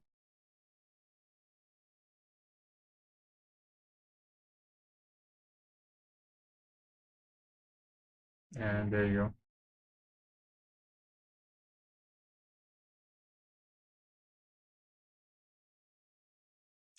Our background is ready. Maybe I should drop a little bit of shadow here, just to make it a little bit more diverse. You go through this, find the stylizer, drop shadow.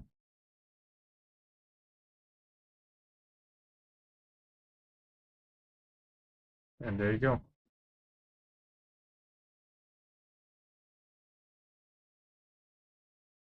Now it has a little bit of 3D look. Now, since we're done with background, let's move into the shapes and visual element. So our element in this case will be like, there will be a picture.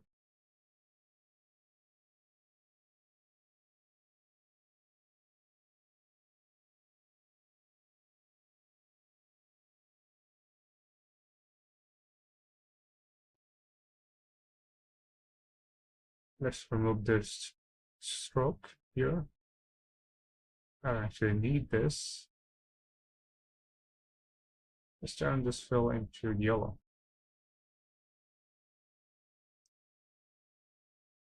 Too much yellow.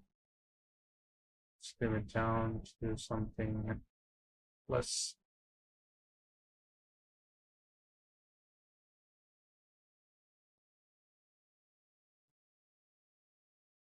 There you go. Now let's create another value shape.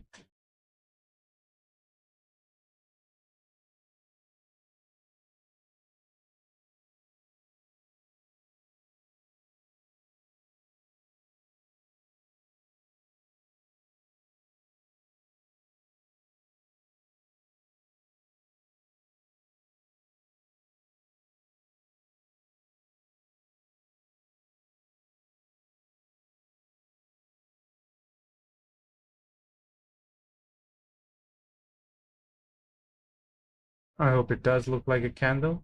Let me change the rotation to 90 degree.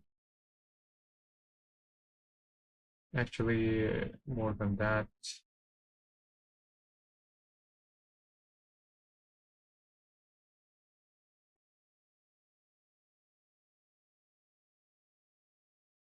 Okay, this one works better.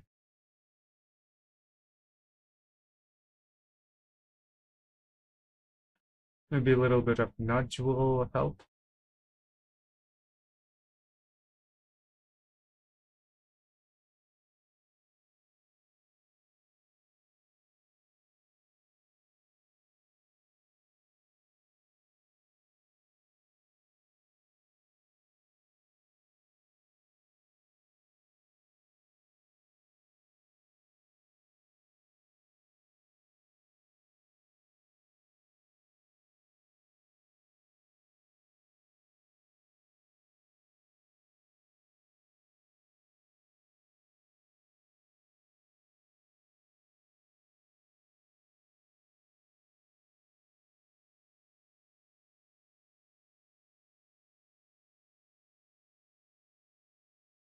This needs to be pure white, not any gradient color, so let's change it to just white.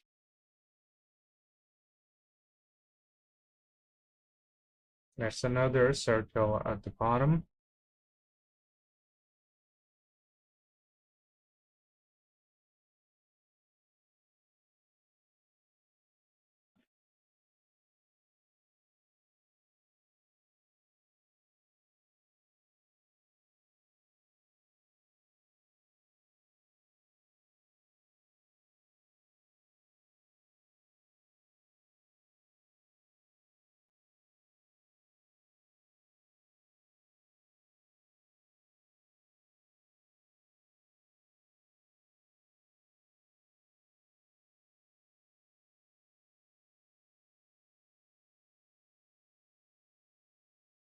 There you go. That looks much like a candle. Now what I lit here is a little bit of nudge.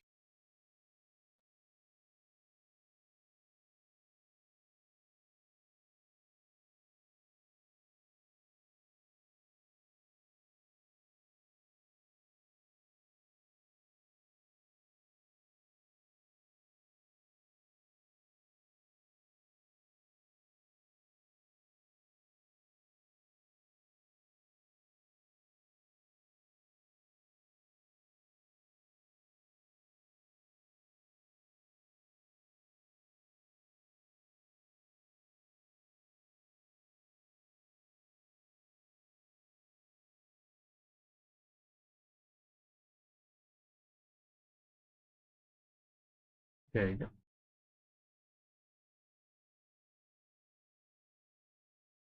Maybe the light also needs some work.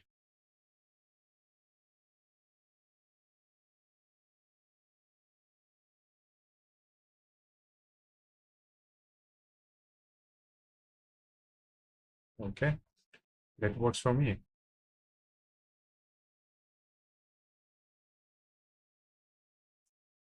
Now we have a beautiful candle that is glowing.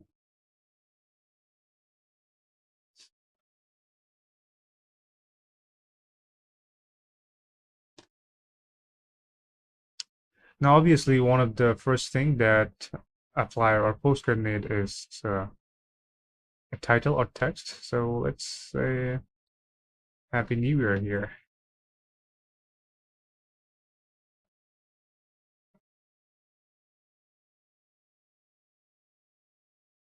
Increase the size of it.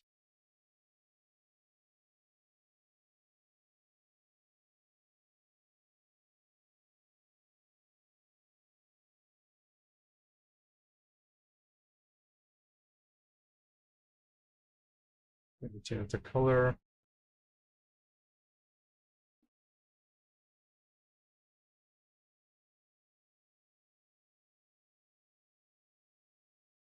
And let me change the font too.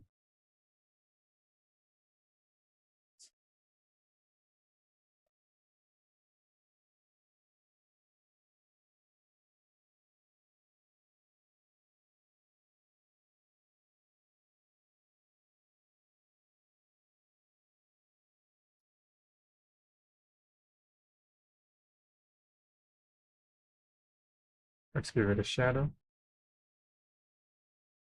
And there you go. Our postcard is ready. Alright, so this is how you can create your own personal project or postcard flyer with Illustrator. Hope this video will help you to get inspired and to do something more with your own skill. That'll be all. Thank you for watching. Have a good day.